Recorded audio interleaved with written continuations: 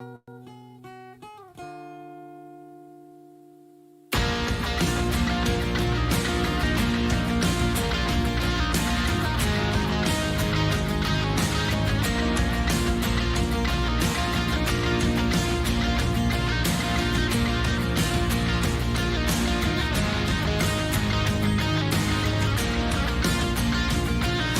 grabbed my coat and my heart and soul shoes and walk among the groups of two.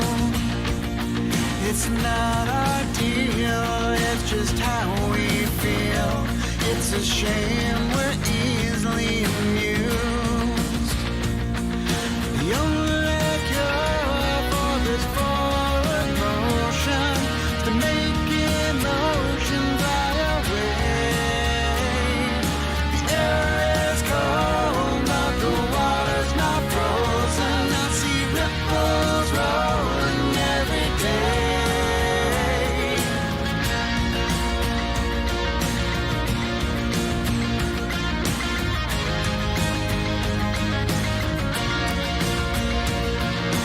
Cast a stone and hit a hardcore view. Catchphrase of the day is that it's true. There's no coffee talk and only one way to please. It's a shame what you do moves me. The only cure for this forward motion is to make emotion fly away. The air is cold, but the water's not frozen. I see ripples rolling every day. Yeah, I'm not looking for a windswept view. Our change has changed. Nothing's new. Right hot new song. Nap news.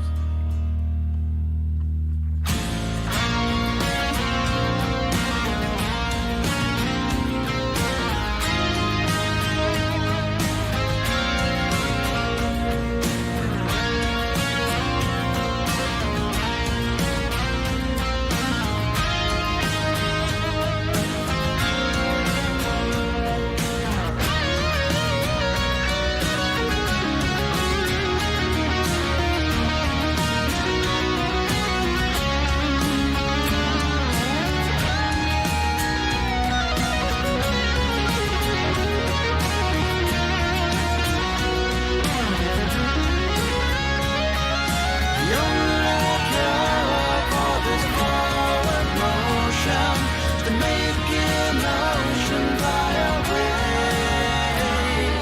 The air is cold, but the water's not frozen. I see ripples rolling every day. If I could know what would do wrong, I'd take this smile. The only cure for this forward motion is this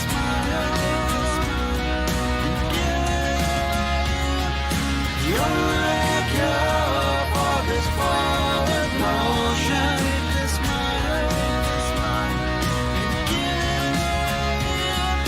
The only cure for this forward motion.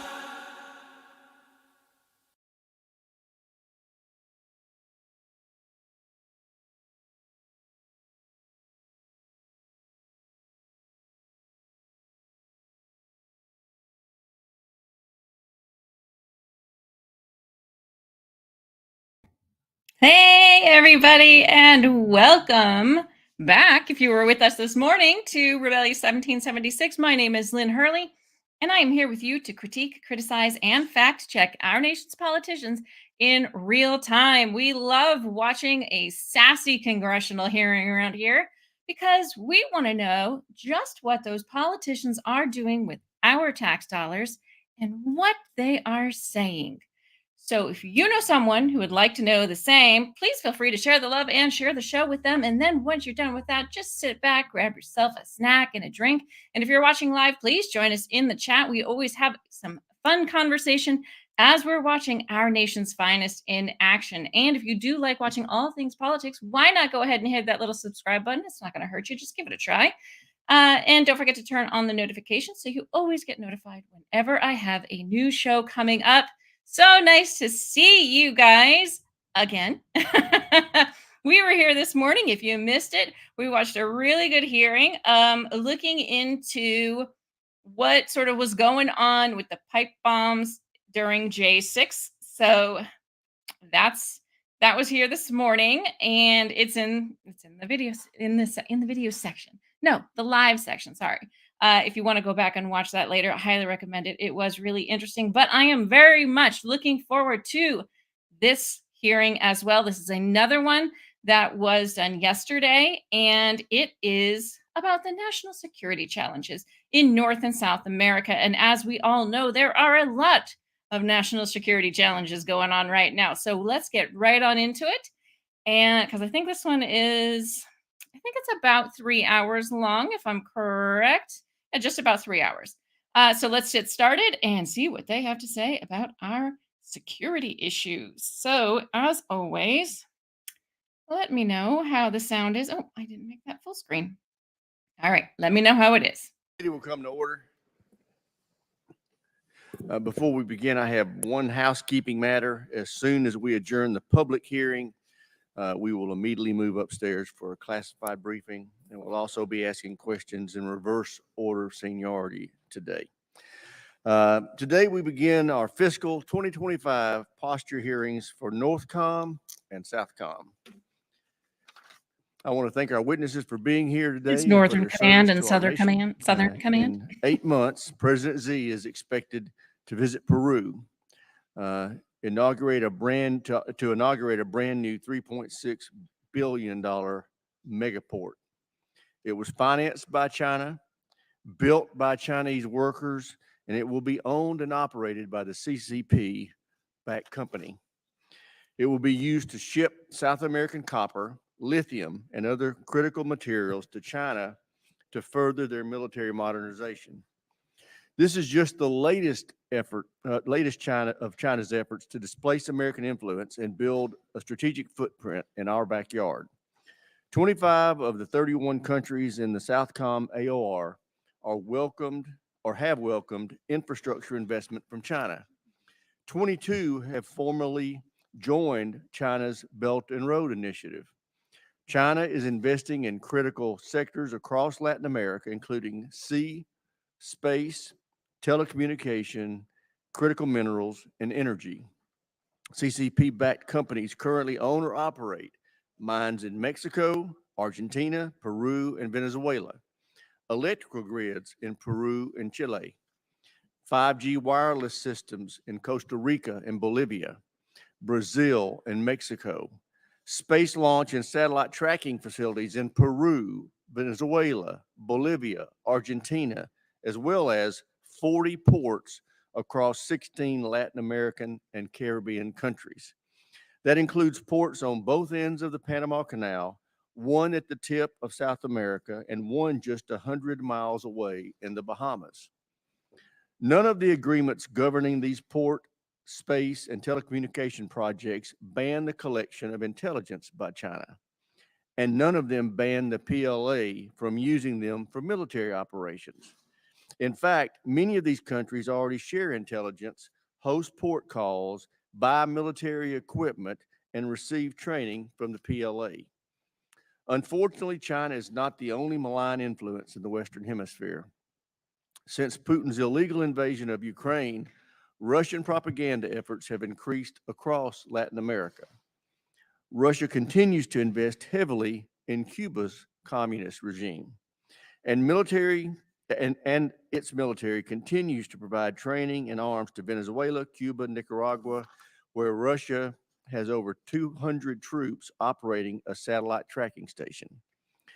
Recent unrest in Southcom AOR is also very troubling. Over the weekend, U.S. forces were sent to Haiti to help evacuate non-essential embassy personnel. Meanwhile, Venezuela continues to threaten its neighbors by moving thousands of troops to its borders. We need to do more to encourage stability in this region. This means we must build and enhance partnerships to further our security interest in the region.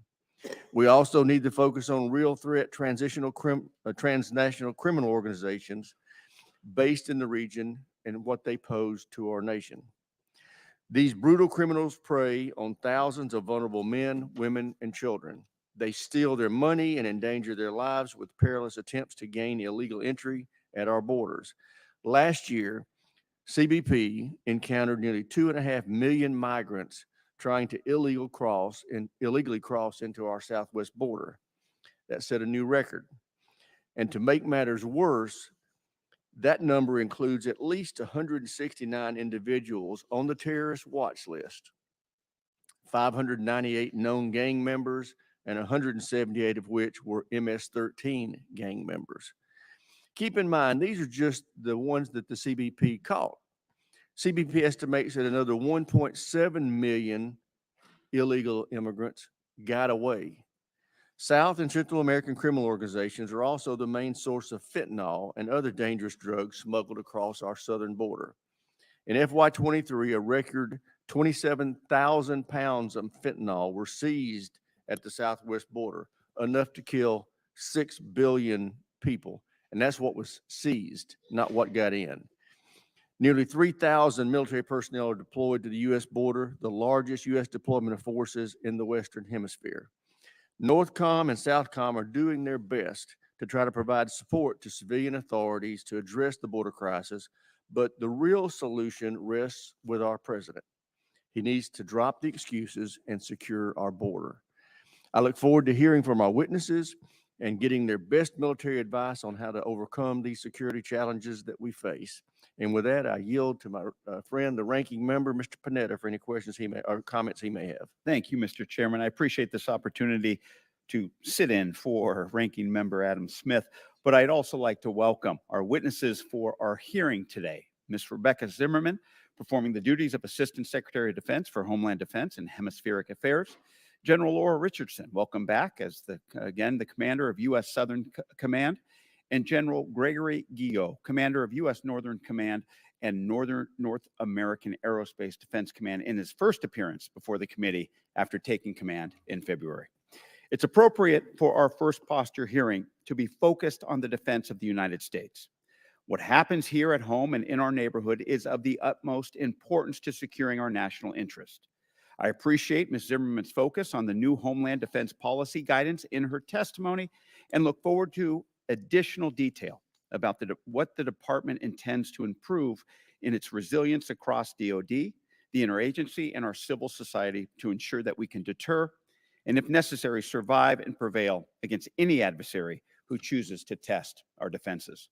I also look forward to hearing about the progress of General Guillot's initial review upon taking command, as well as his and Ms. Zimmerman's views on the department's support to civilian authorities at the southern border, unidentified anomalous phenomena, and DoD and national interests in the High North and NORTHCOM.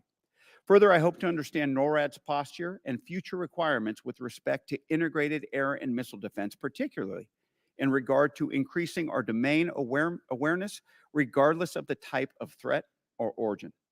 I expect to encourage General Guillot and Ms. Zimmerman to speak to the threats to our national security in strategic, cyber, and traditional domains and across the full geographic breadth of our country. Strategic competitors are active in the SOUTHCOM region and often engage in activities that undermine the rules-based order. Despite other global events that require our attention, we should not ignore our own hemisphere. The department needs to engage in agile and adaptive ways in the region where resources can be limited. In SOUTHCOM, the department continues to pursue security cooperation activities that enhance our partners' ability to address challenges in the region, like drug trafficking, migrant flows, and the fallout of the humanitarian crisis in Venezuela.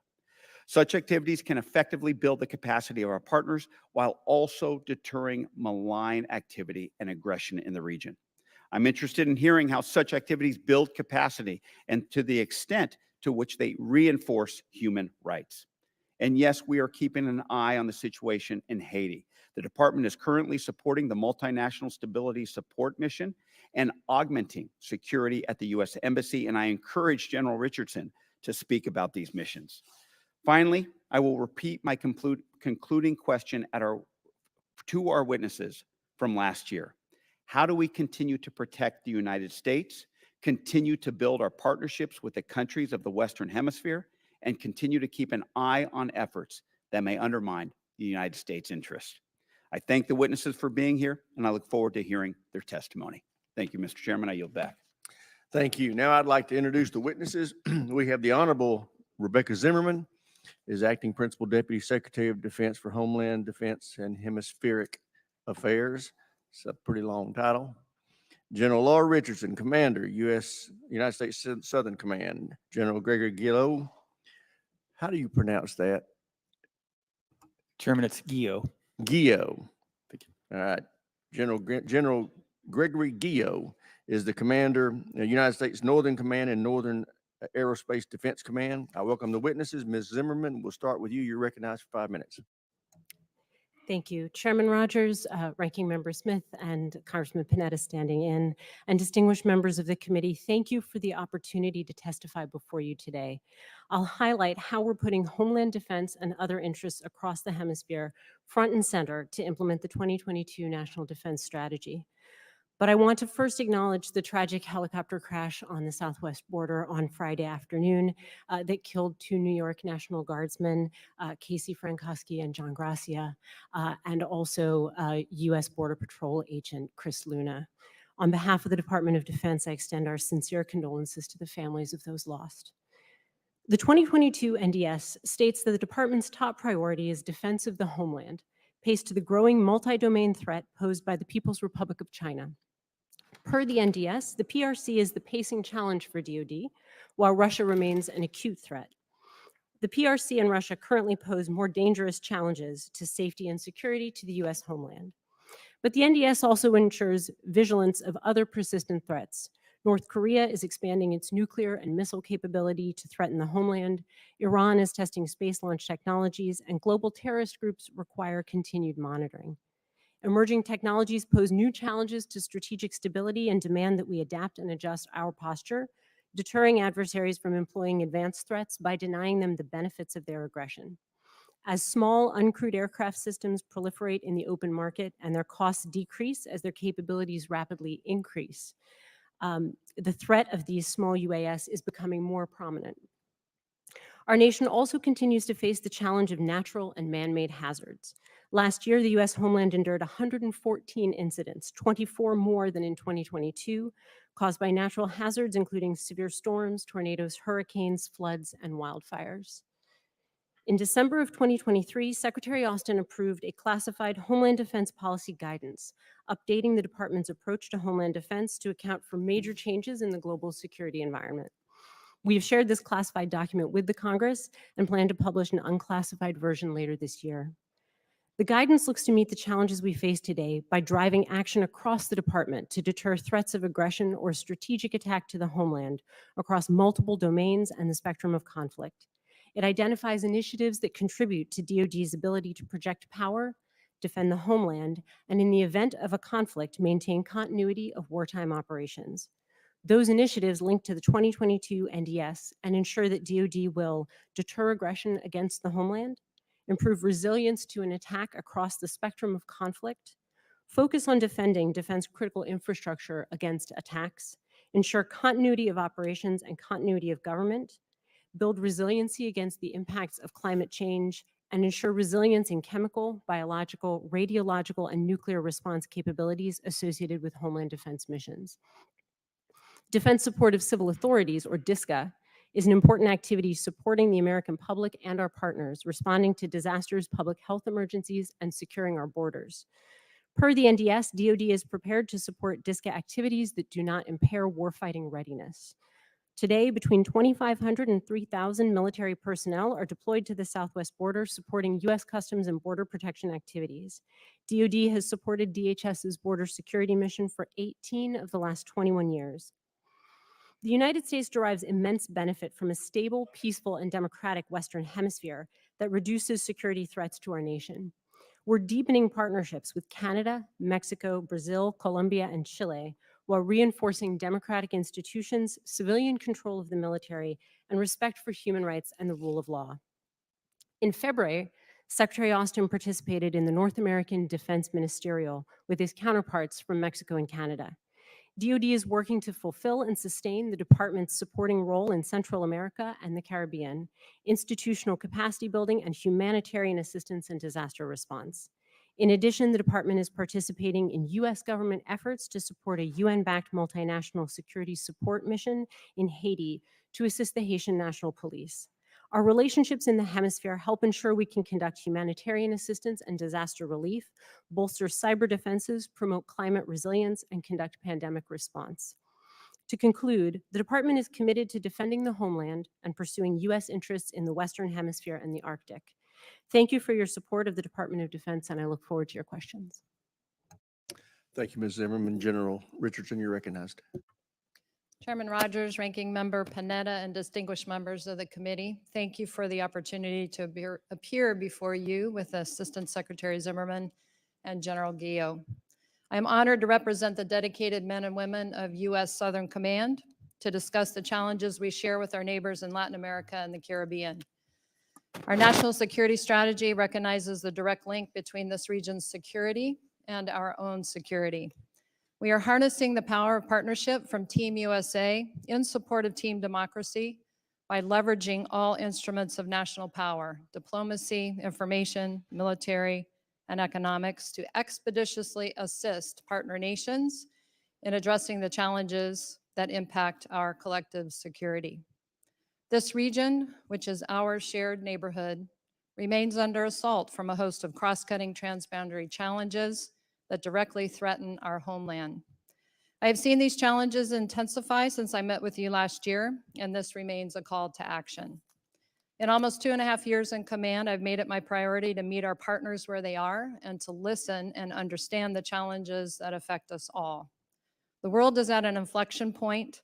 Our partners in the Western Hemisphere, with whom we are bonded by trade, shared values, democratic traditions, family ties, and increasingly impacted by interference and coercion, I've learned that our presence absolutely matters.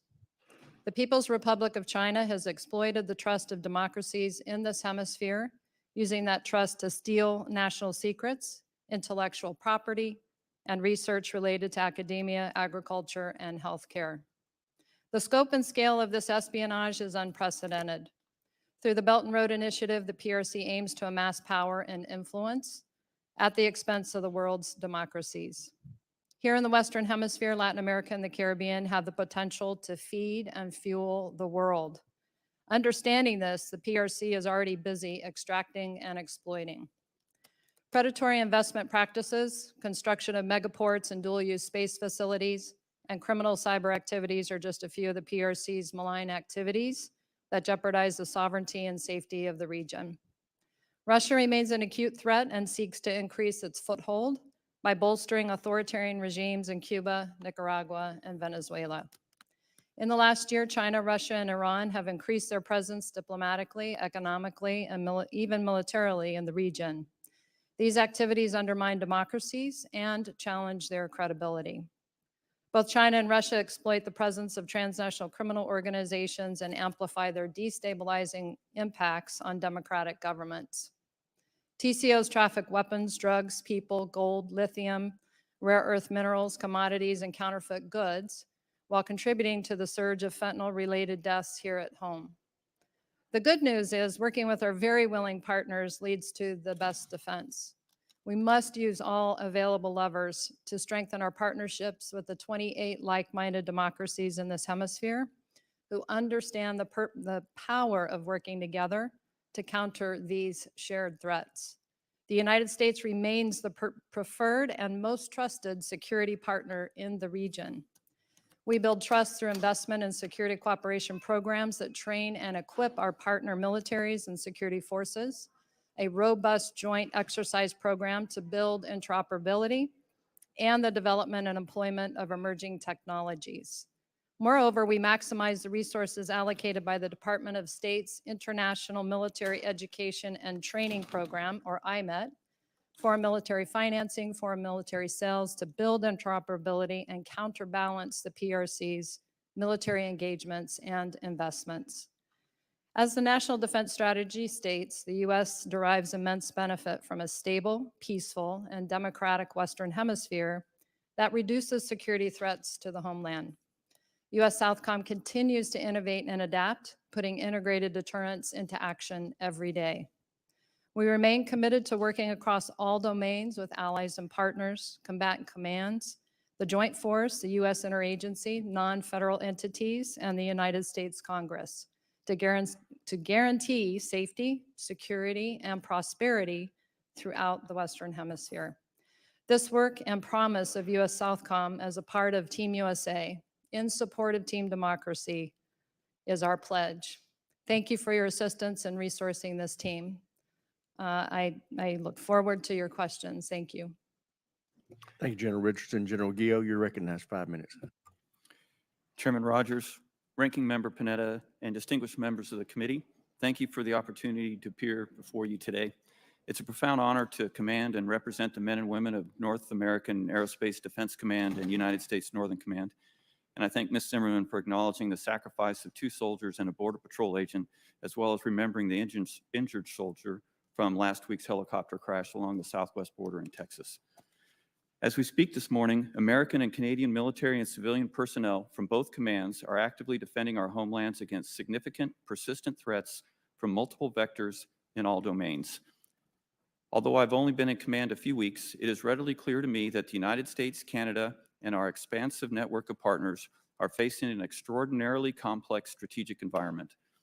Competitors seeking to diminish our military and economic advantage have fielded advanced kinetic systems designed to strike military and civilian infrastructure in North America, both above and below the nuclear threshold.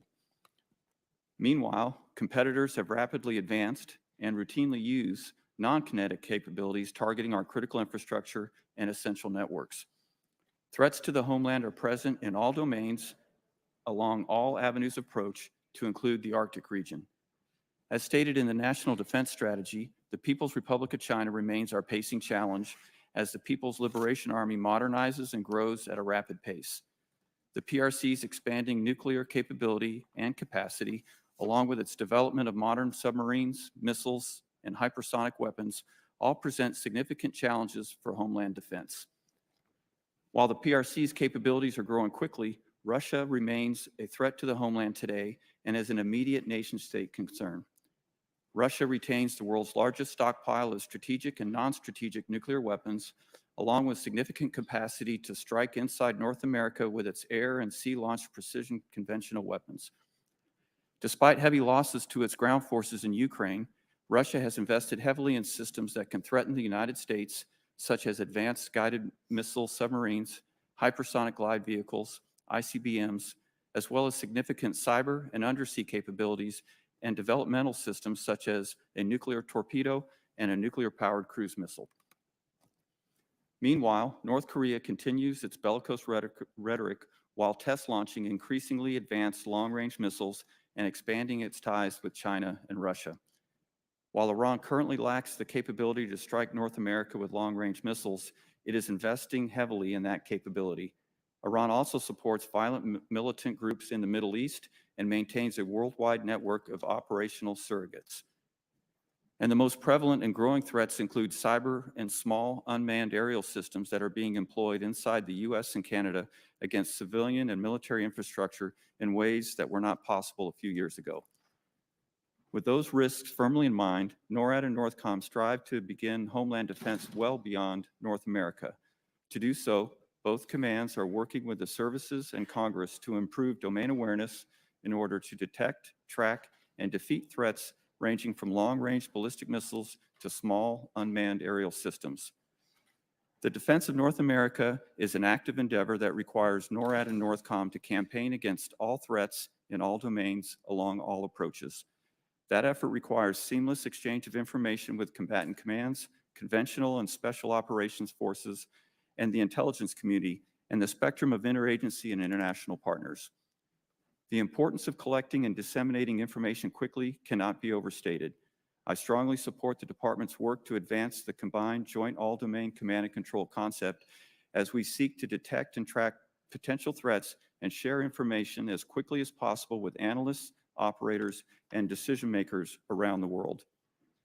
Finally, upon taking command, I began a 90-day assessment to inform the department, the Joint Force, and Congress on NORAD and NORTHCOM's ability to execute assigned tasks and make recommendations on where the command could or should do more.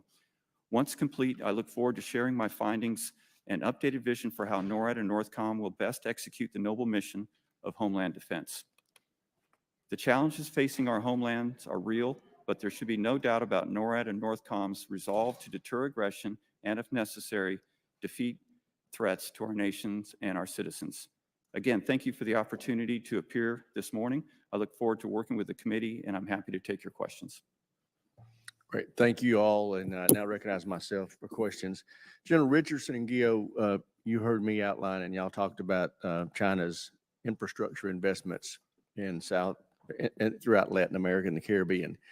Are y'all concerned about them taking those infrastructure investments and using them for military purposes?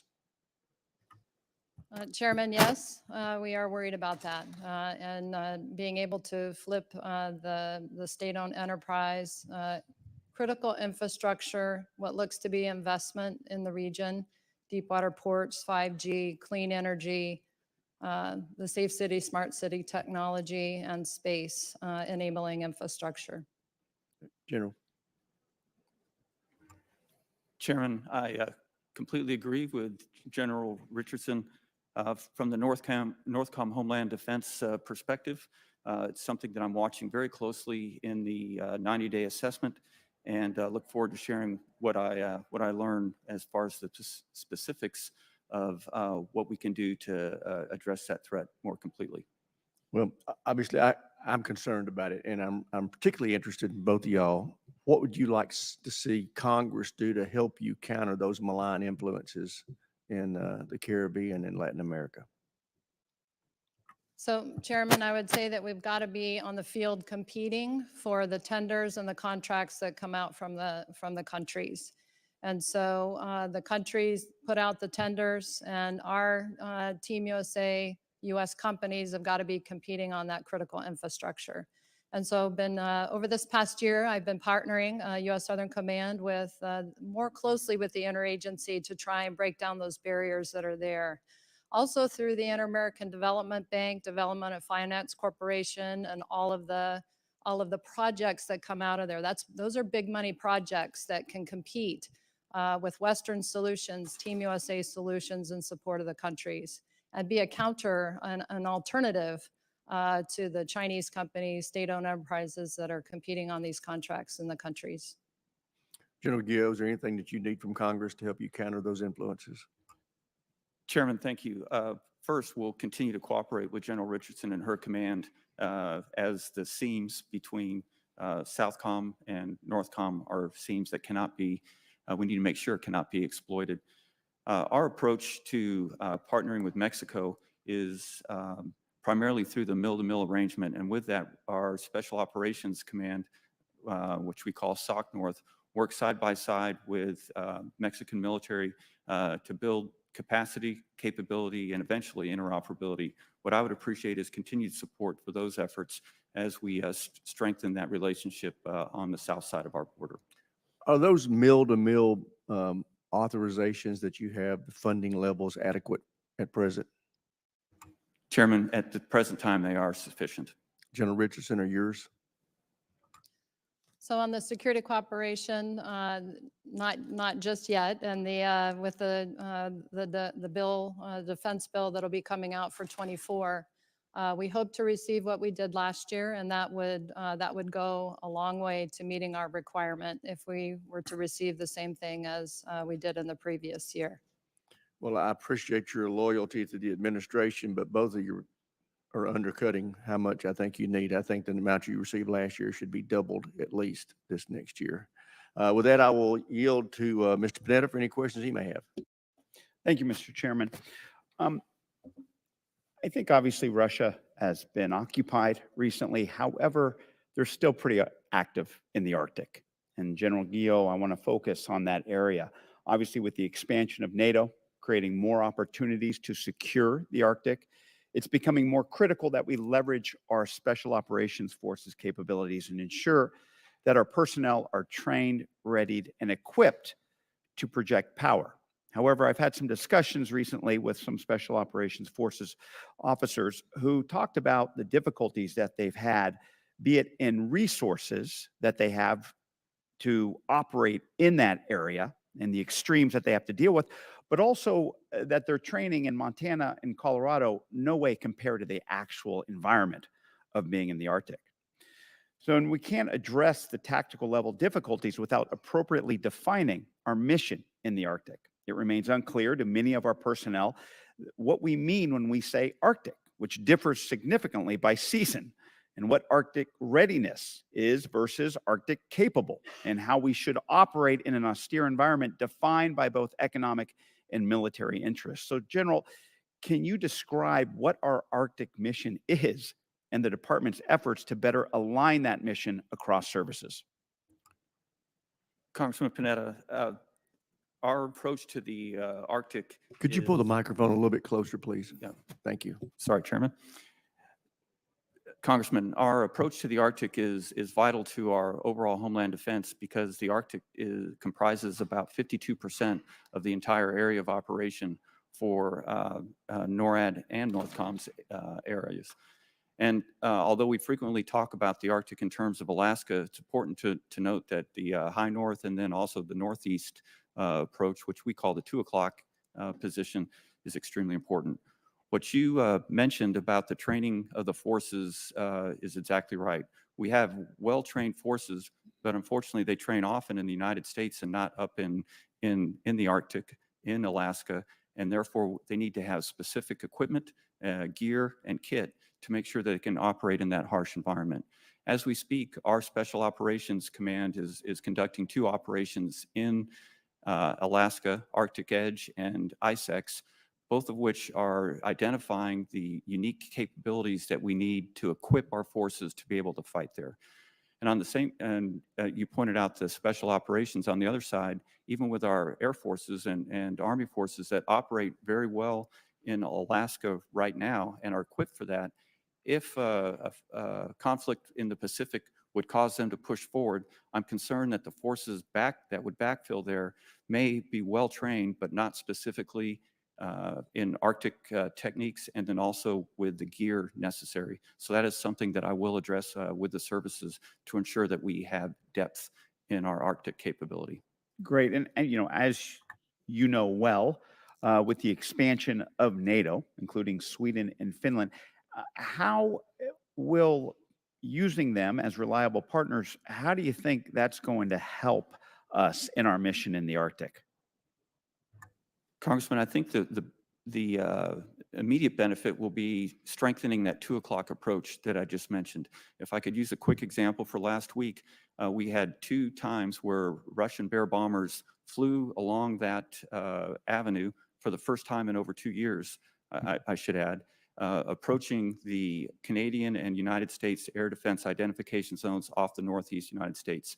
As they approached, our ability to share intelligence and radar picture with NATO partners, to include Norway, were vital for us to have the situational awareness as those bombers approached our area.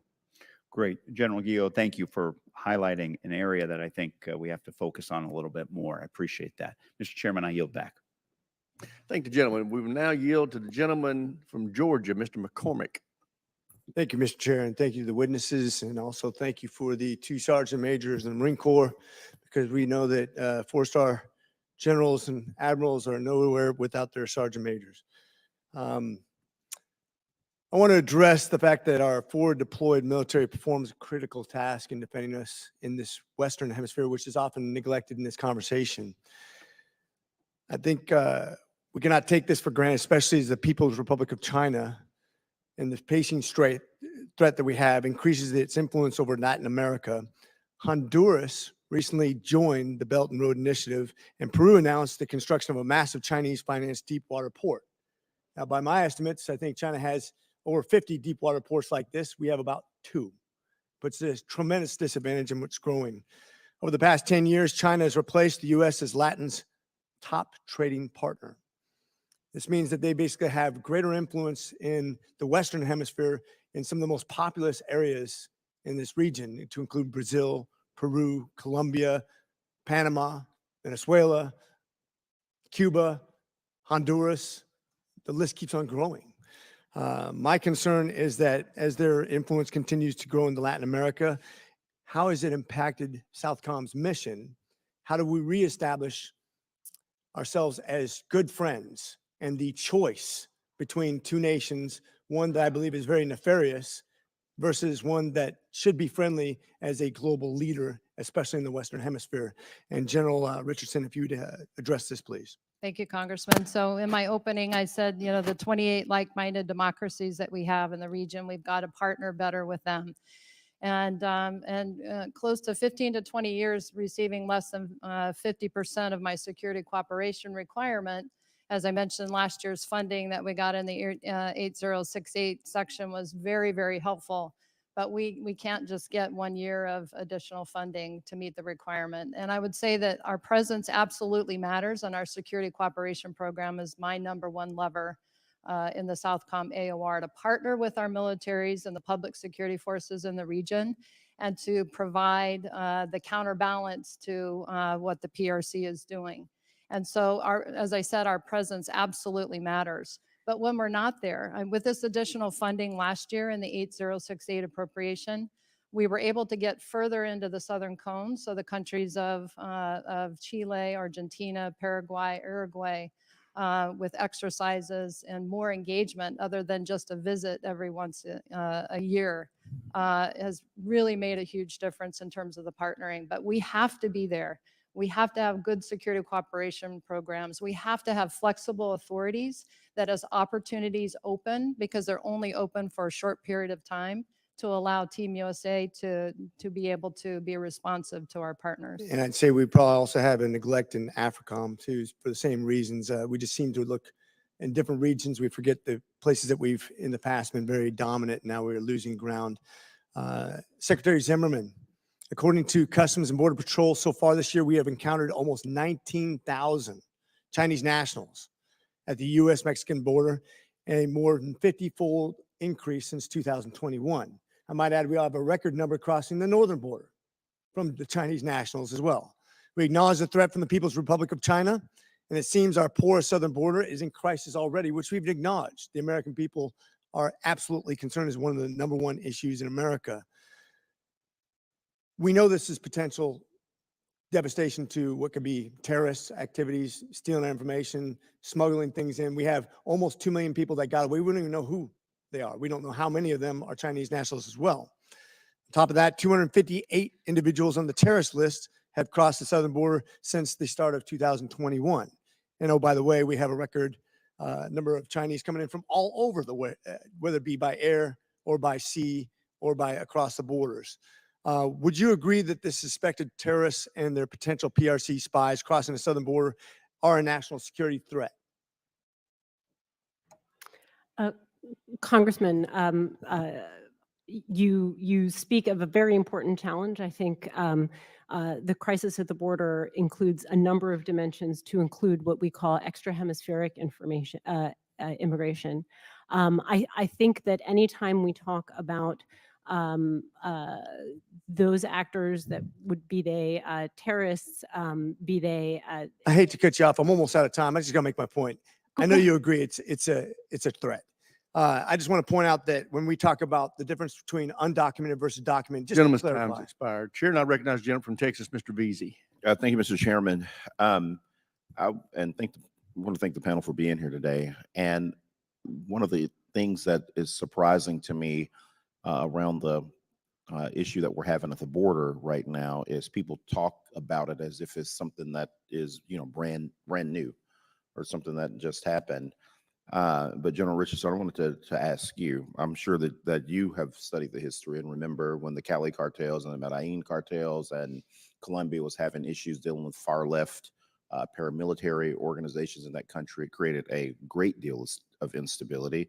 From estimates that I've seen, depending on who you talk to, whether it's the Colombian government or from outside sources, between 1985 and 2002, perhaps anywhere from 1 to almost 3 million Colombians were displaced, some internally, but some sought refuge outside of Colombia. And one of the things that I wanted to talk with you about was Plan Colombia, that proved to be very effective in helping deal with a lot of that regional destabilization that happened, a lot of the mass migration that happened by improving security measures, economic development, and other areas that really helped finally bring and rein in some of the issues from the Wild West days under those two cartels. And I was hoping that you could perhaps tell us what additional steps you think the U.S. can take, including its military forces, to assist other unstable countries in the hemisphere in managing migration flows. But I'll let you answer that one first, and then I have a follow-up to that. So there's a lot to unpack there, Congressman, because the effects of Venezuela and the 7.5 million migrants that have poured out of Venezuela as a result of the conditions there, and then coming into the region that is already economically impacted from COVID and still trying to dig out of the hole. And so as some will go through the southern cone all the way down to the southern cone and back up to only go through the very dangerous Darien jungle and make that trek. And so as we see the insecurity and the instability, families are on the move at unprecedented numbers. There used to be a lot of single movers, but now there are families with young children trying to find a better life. And so in my opening, I talked about the potential of this region. A lot of talk about it 10 years ago, to feed and fuel the world. That's the potential of this region. And if we can help this region realize that potential, to slow down the migration, to have families feel secure and stable. But there's a lot of work to be done in order to do that. Ever since last April, prior to the Title 42 expiration, the United States signed a trilateral agreement with Colombia and Panama. That investment that you referenced, Plan Colombia, was huge, and our security relationship continues to be extremely strong with Colombia.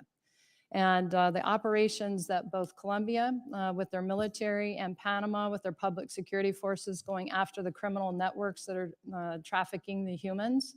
But they're not just trafficking the humans, it's drugs and all of the other portfolio, illegal mining, illegal logging, counterfeit goods. And so as we continue with the migration, a lot of the countries in the Southcom AOR have laws that migration is a human right.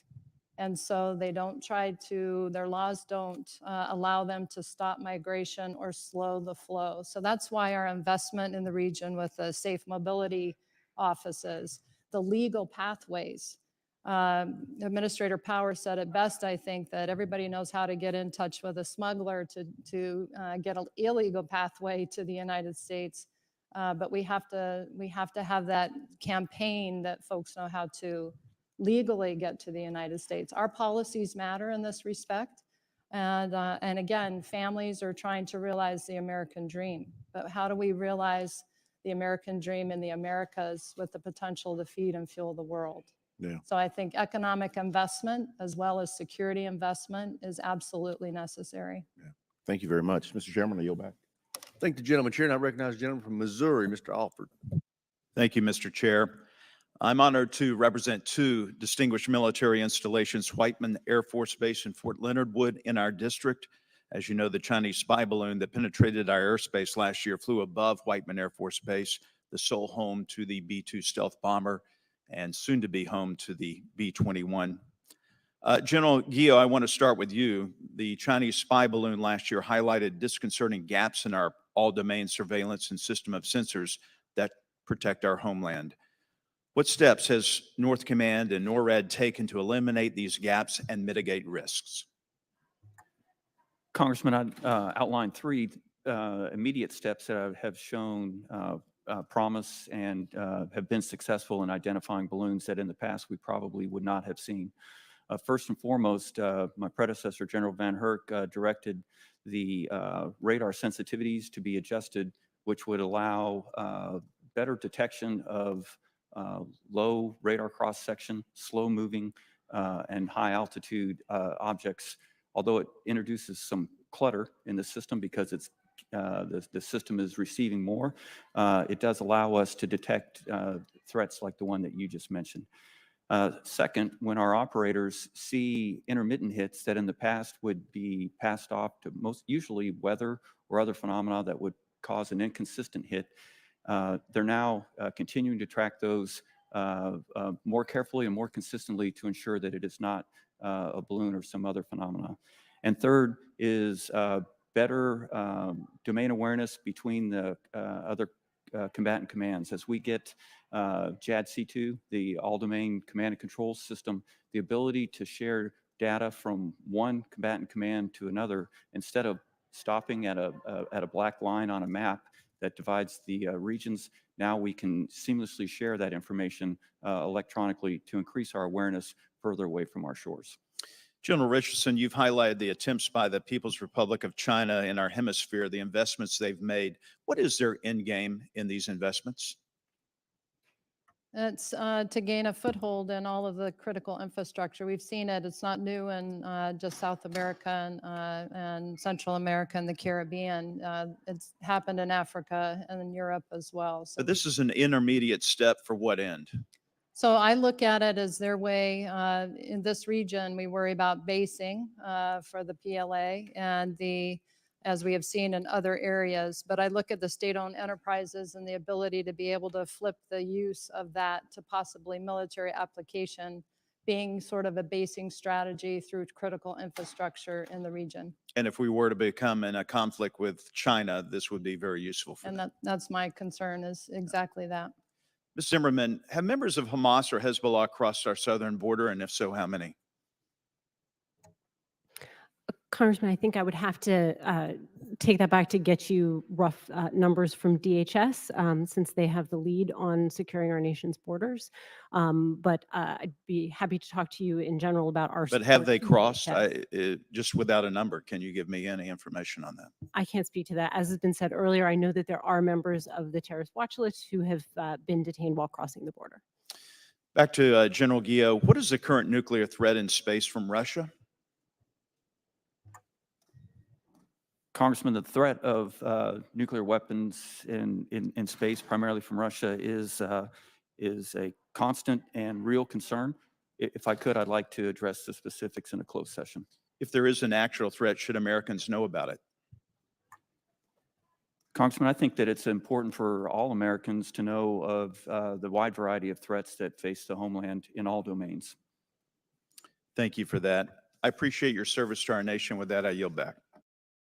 Chair, I recognize Mr. Smith. Thank you very much, Mr. Chairman. First, I apologize for being late this morning. Believe it or not, I cut myself shaving and it simply would not stop bleeding.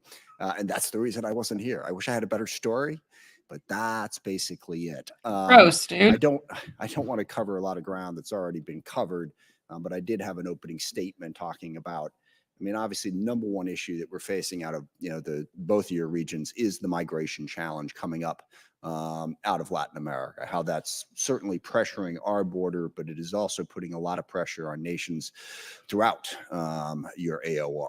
I know Colombia, Panama, Chile, amongst others are facing that challenge and just the overall instability. And of course, now instability coming out of Haiti as well. I think it's crucially important that we try to figure out some way to work with these countries to increase stability. We can talk about the border and what should we do to secure it, what laws should we pass, but at the end of the day, as long as there are millions of people desperate to get out of where they're at and come here, there's no 100% fix to the problem in that situation. There just isn't. So getting greater stability in that region, understanding also that many of the migrants come from outside of your region, get into Latin America and work their way up is number one thing. And also, I think Mr. Alford's point about China, the answer to the question of what is their end game, China wants more influence in the world. And very specifically, they want more influence than us. They want to build partnerships and relationships wherever they can to undermine our ability to have influence in the world and put themselves in a better and stronger position. And we can see what that means, that it would put them in a better position to bully their way into, gosh, a half dozen countries where they claim territory: the Philippines, Indonesia, India, ironically, even Russia. So that's really what we're fighting for is influence in the world. What they want to do. I think it's really important that we build our relationships in Latin America to try and prevent that. And then on the North American side, again, I agree with Mr. Alford, tried to protect our airspace. Certainly, we've learned of some vulnerabilities in the last couple of years. I know, General Guillot, you have addressed those, and I appreciate that. But those are the broad concerns. One question I would have is, you mentioned the potential that exists in Latin America. I'd like both General Richardson and Ms. Zimmerman to address what can we be doing, what partners can we be working with to better realize that potential and reduce the chaos, reduce the drive that is pushing so many people out of so many countries and forcing this migration. Ms. Zimmerman, why don't you go ahead and go first? Um, uh, Thank you so much, Congressman, for that question. I think you speak to an important set of things, which is not simply what can we do to respond in on America's worst day if we find ourselves in conflict with China, but how can we actually build the relationships now? Because that speaks to the values that we share as democracies. And the department, in conjunction with other departments and agencies across the U.S. government, is really working to reinforce those democratic values, is working to build strong defense partnerships. So, for example, the Secretary just attended the North American Defense Ministerial, which is a trilateral conversation involving Canada and Mexico. We have the Conference of Defense Ministers of the Americas, which will be coming up later this year. So to ensure that the department represents those values in those forums. But I think there's also work that we do in building partner capacity, and I'll let General Richardson speak to that. But I would also second what General Richardson said earlier, which is that some of the development finance corporation efforts, our other economic efforts, where we can nest those, where we can nest our activities in those common efforts, I think we can realize a lot of gains that would otherwise, working in silos in the government, not be possible. Thank you, General. So, Congressman, thank you for that, and thank you for the question. Certainly, the funding that I received last year and the 8068 funding, additional funding on top of what I received, really helped, and it had flexible authorities to help us be responsive to our partner nations. And as you know, and as I've testified before, and working with the DoD team, but also Department of State and the interagencies to speed up our processes in foreign military sales, excess defense articles, and not take years to deliver a capability, because our partner nations or these heads of state are in the seat generally one term of 4 years, and they're working on a stopwatch, not a calendar. They need results within months, not years. And so that's what has led me to also partner with Department of Commerce, Department of Treasury, the American Chamber of Commerce, because our economic security is really, really important here. So when you're talking about the realization of feeding and the fuel in the world, when half the soybean for the globe comes from this region, 30% of the corn and the sugar comes from this region for the globe. You've got the Amazon, you've got 31% of the world's fresh water, you've got light sweet crude, heavy crude, you've got gold, copper, rare earth elements, the lithium triangle. 60% of the world's lithium is in this region.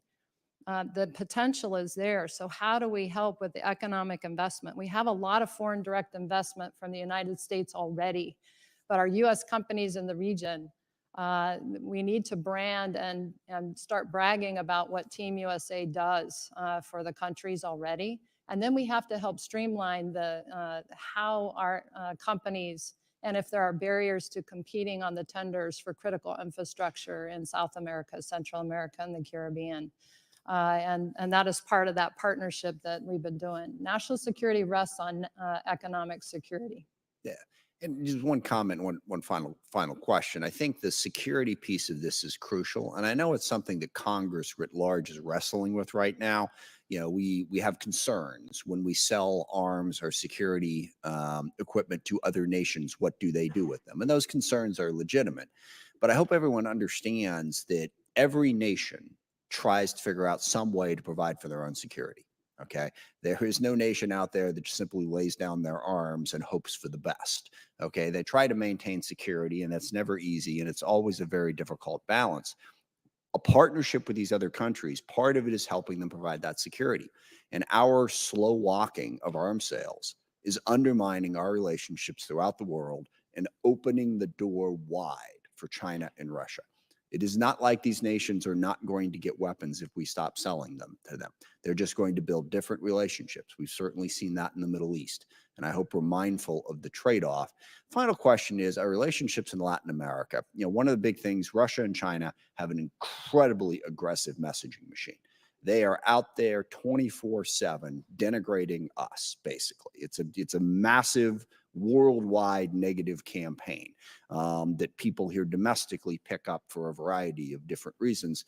And one of the things they play off of is historical concerns about what the U.S. has done in a bunch of places, but particularly in Latin America. So when you're working with Brazil and Argentina and Chile, how do you push back against that negative campaign? Because it does seem to be having an effect. I mean, you can correct me if I'm wrong on that point, but I think it has hurt our relationships with a number of countries in Latin America, the battle with Cuba, the battle with Nicaragua, what's going on with Venezuela. How can we better burnish our own image so that we can have a better chance at building the partnerships we need to build? Well, I would say, Congressman, thank you for that question, because we've got to be trusted partners. And we have the American Partnership for Economic Prosperity, APEP, which is a program from the Summit of the Americas. And APEP hosted at the White House in early November 11 Latin American heads of state that came. And for a week, they discussed the challenges in the region, but then also rolled out the programs of economic help in terms of in modern ports, clean energy, and digital technology. And billions of dollars of programs and efforts of infusement of economic investment into the region through the Inter-American Development Bank and also through Developmental Finance Corporation. And so with that, there are some shares, 75 million in shares that are coming up for vote this month that I would recommend that as we had this APEP in November and hosted these leaders at the White House, that we have got to recommend that we purchase those shares from the United States so we don't give our adversaries an opportunity to purchase them as part of the investment that we rolled out in the November timeframe. Okay, thank you very much. Thank you, Mr. Chairman. Chair, I recognize the gentlelady from Virginia, Ms. Kiggins. Thank you, Mr. Chair, and thank you for our guests for being with us today. Just a comment about the security potential that we have in Central and South America, and I think just prioritizing our funding so that we can put our money where our mouth is. The defense budget is always inadequate, and just making sure that we are, again, prioritizing that funding because it is so important. I wanted to speak and ask a little bit about Cuba. In my district, I represent Virginia's 2nd Congressional District, so we have Naval Air Station Oceana there. And they've recently moved their Strike Fighter Advanced Readiness Program, or SFARP exercises, back home to Virginia Beach because they are worried about activity in Cuba from the Chinese. And so could you speak a little bit just about what concerns you have about Chinese activity in Cuba and what approaches we're taking to fortify the security and counter our adversaries in this region? So thank you, Congresswoman. And certainly that concern being so close to the homeland is very concerning. The U.S. interagency is working very hard to counter that effort, and I can talk to more about that in the classified session afterwards. Great, thank you. And then I also want to talk about Haiti a little bit, just because of the unrest, and maybe Ms. Zimmerman, you can answer the question. Just with the recent news about the Prime Minister stepping down, and understanding that we've increased our aid $300 million in addition to $33 million in humanitarian assistance going to that region, and then talks of sending perhaps military as well. So can you just speak to what is going on there? Is there a possibility of us sending our troops to that region? Absolutely. I'm happy to speak to that, Congresswoman.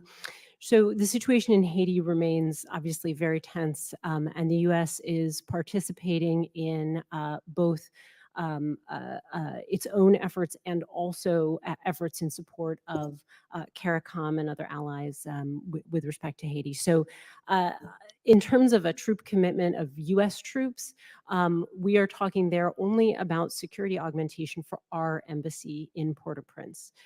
There isn't discussion of sending in our military, but we are in support of the MSS, the Multinational Security Support Mission for Haiti. This is the Kenyan-led mission to train and support the Haitian National Police. So there, the department has increased its funding from 100 million to 200 million in order to better support the logistics and sustainment aspects of that mission, in order to get the mission fielded as soon as we can. Thank you. And then also briefly, we see China adopting some of our tactics that we've developed, that we use to develop alliances with military exercises, specifically with some of those 28 democracy countries that you mentioned. And that's kind of been how the United States has developed our friendships, and we have done military exercises together so that we understand each other's capabilities, that we're there for each other if needed. So we see China kind of adopting that, and now doing their own types of exercises. Can you speak to where that is happening? Are those 28 democracies, are they steadfast in their relationship with us, or are they turning around and then participating in exercises with potential adversaries of ours? I would say, Congresswoman, in terms of, you're absolutely right. The PRC is utilizing our playbook as well, and not just in exercises, but key leader engagements and things like that. So they're upping the ranks of the PLA that are now showing up to the exercises in the Marines, and I would say that the way to, when I say our presence absolutely matters, it really does. And us being able to have an exercise, several years ago, my exercise funding to get me down into the Southern Cone, Southcom, and all of our components was reinstalled with the additional funding last year. And so happy to say that we're able to be there. But I would ask for that continued funding. I don't need to outspend the PRC to outcompete them. We just need to be there. We got to be there. And I would say on the economic side of the house, if we're not there from Team USA, then and responsive when opportunities open up and they need help. If we can't help them, then they're going to look to whoever has the cash or the loans or things like that in order to fund what they need. Again, for the presidents that are in the seat for a very short term of 4 years.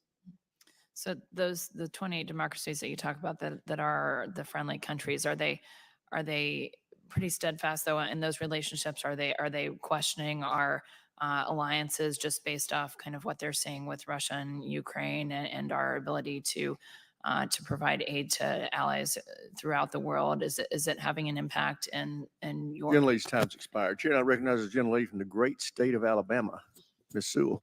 Thank you, Mr. Chairman. I want to thank our witnesses for being here today. And as the emerging threats environment facing the United States become increasingly complex, I really do appreciate your dedication to protecting our homeland, our citizens, and our troops. General Guillot, is that right? General Guillot, I first want to discuss hypersonic weapons, which have become a key component for both Russia and China. Hypersonics' high speed, low trajectory, and maneuvering capabilities pose a major challenge to our ability to identify and warn of inbound threats. With your priority of detecting, classifying, and tracking potential threats to the homeland, are we providing enough resources for reactive threat representation from hypersonics? Congresswoman, I share your assessment on hypersonics. I think that they are probably the most technologically challenging threat that we're facing, as well as the most destabilizing because of where they operate between established norms and weapons. Specifically for NORAD and NORTHCOM, because both commands have a role with hypersonics. I'm comfortable with the trajectory that we're on to build systems that can detect and track. We have some capability today.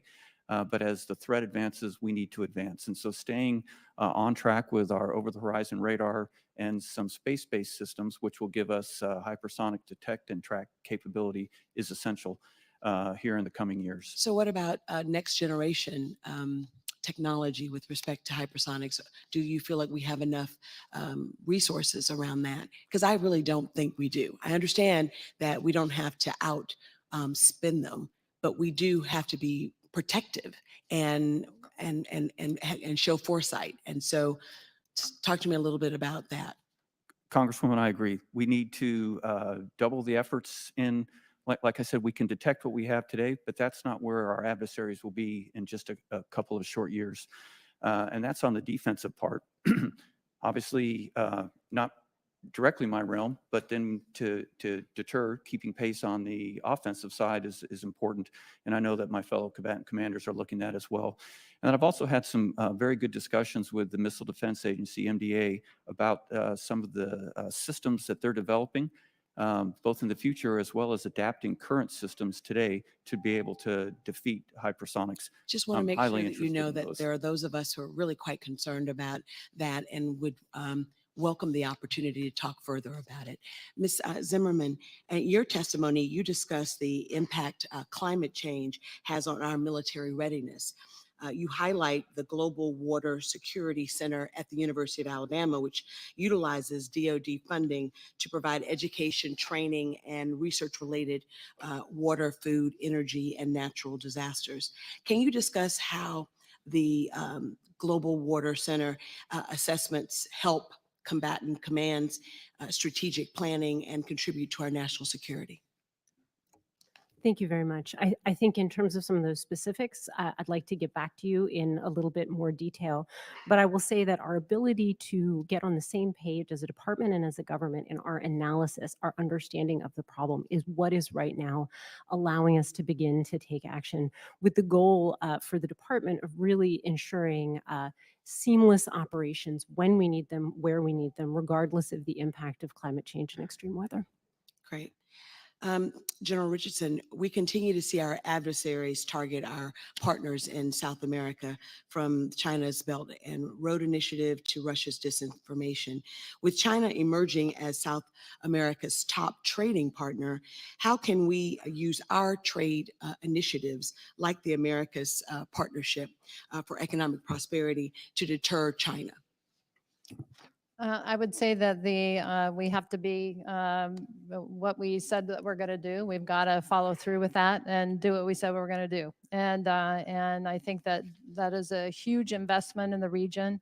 11 presidents from this region out of the 31 that came here to Washington, D.C. That shows you, I mean, I look at that as just a foot in the door to expand that. I mean, what a great first effort. And I'm so excited about this program, the attention, the investment. It's huge for Team USA and Team Democracy. And so if we can just make that even bigger and better, that's what we need to do. Thank you. I yield back the balance. Generally, time's expired. Chair, I recognize the gentleman from Texas, Mr. Luttrell. Thank you, Mr. Chairman. I'd like to thank everybody for coming today and thank everybody for your service, everyone in uniform and our veterans. Thank you. Absolutely. Thank you for what you do to keep our families safe. Mr. Guillo, this is your first time in front of Congress. I think you missed an absolute great opportunity. Ms. Richardson, you failed on that one too. If the chairman of HASC says, I think your budget should be doubled, your immediate response is you will have it by the end of the day. Tracking? Okay, good. Let's move on. My colleague from Alabama hit it on the head with hypersonics. That's very forward-leaning, and I think that's a very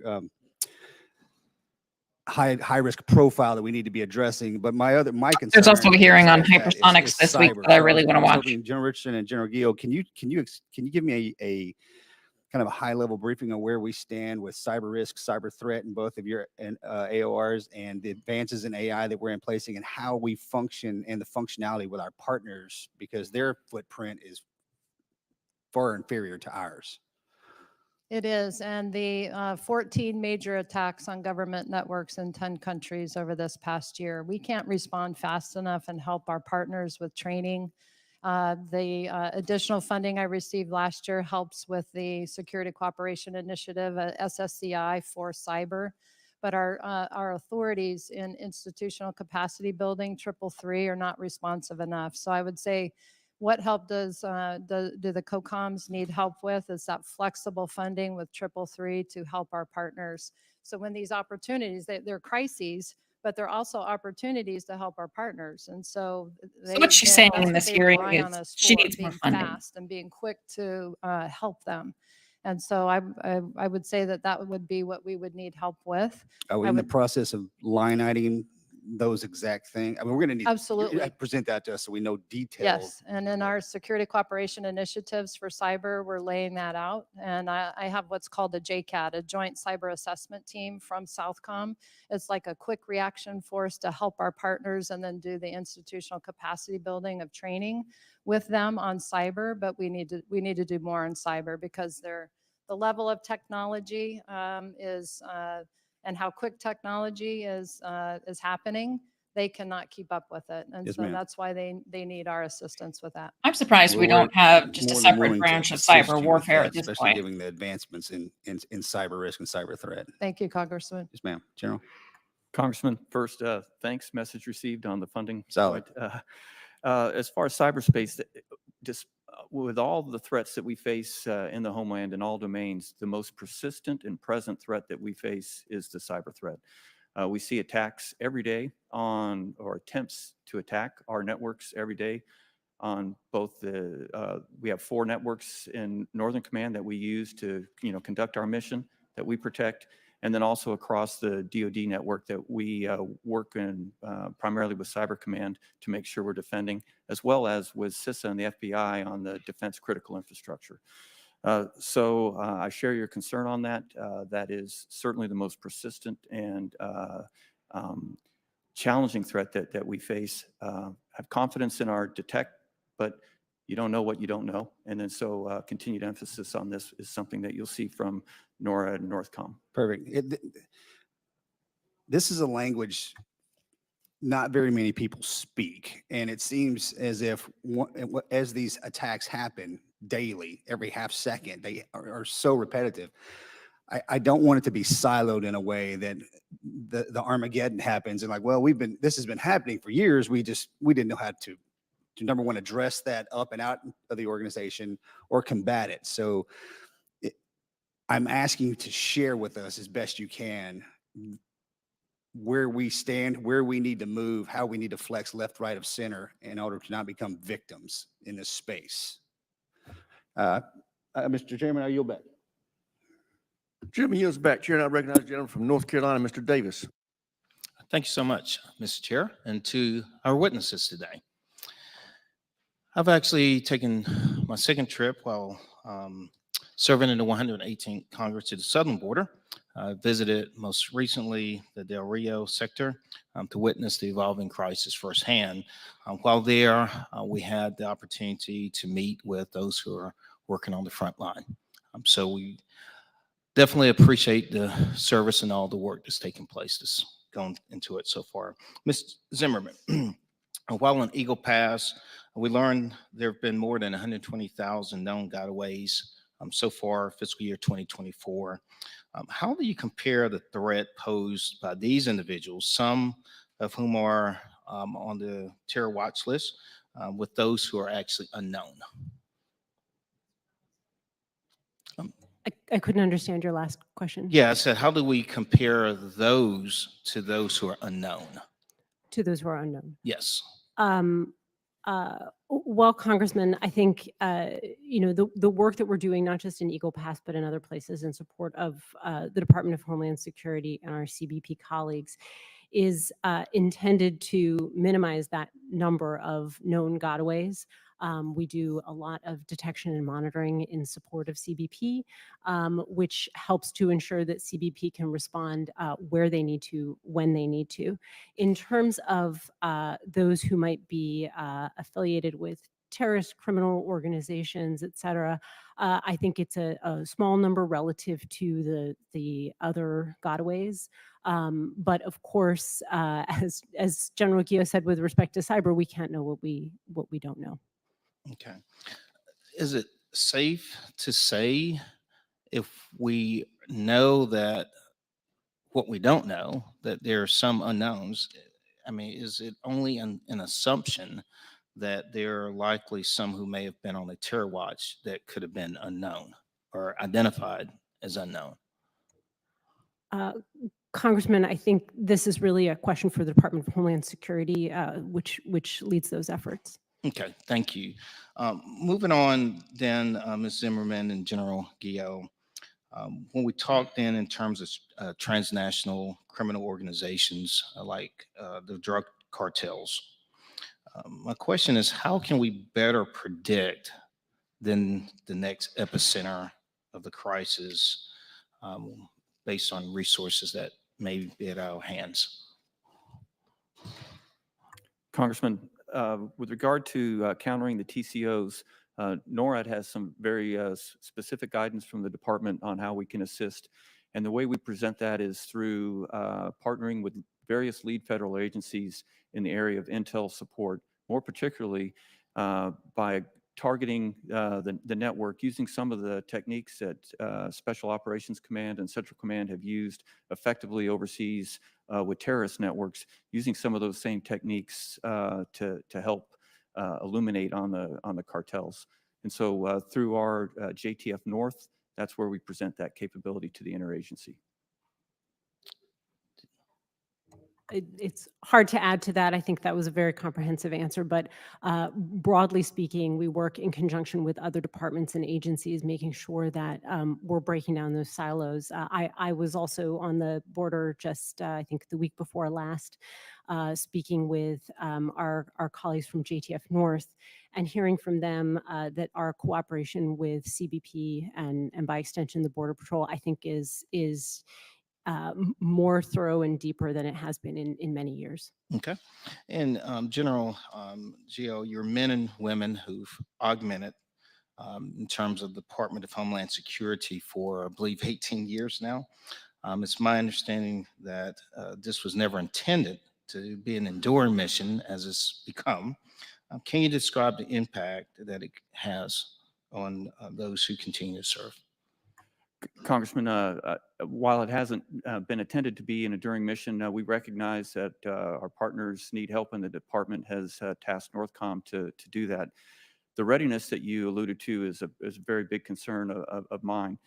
We operate in three primary areas. You know, in the aviation, I think that we can maintain our readiness for other worldwide missions in the course of the support missions, but some of the other ones, the logistical support, and the detection and monitoring require us to take them off the line and conduct other training so they can keep their worldwide readiness while they're conducting the Southwest Border Mission. And that's something that I and JTF North track very closely.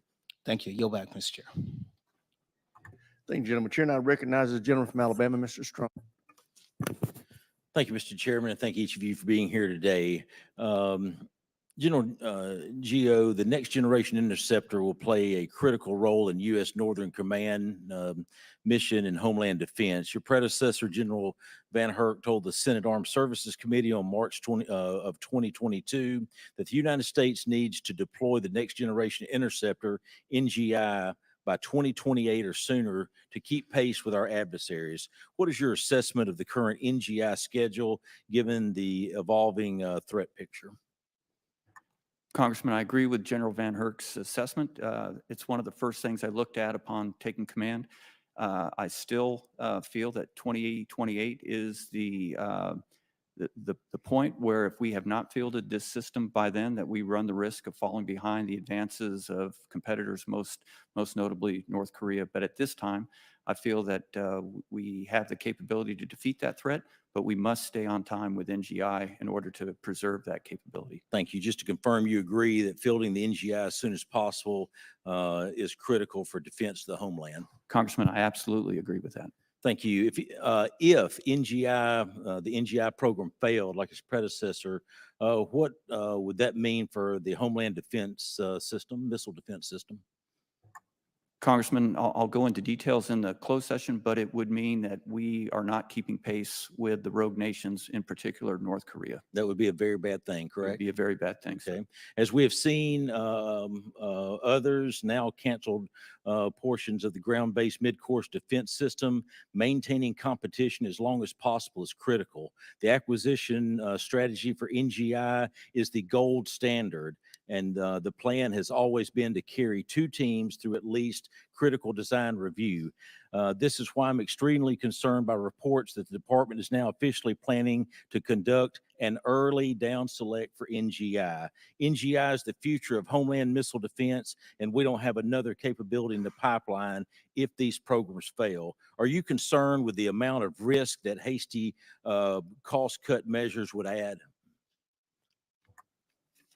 Congressman, I'm concerned with anything that would give us a less than capable NGI system. I'll defer to the department and MDA on the specifics of the contracting measure, but I do have frequent and thorough discussions with MDA to ensure that the operational requirements that were established by Northcom are being met. Thank you. I understand that you're not going to go against your boss, but would you say that the next generation interceptor is a no-fail mission? Congressman, I believe NGI is a no-fail mission. Then why would we put all our eggs in one basket earlier than planned?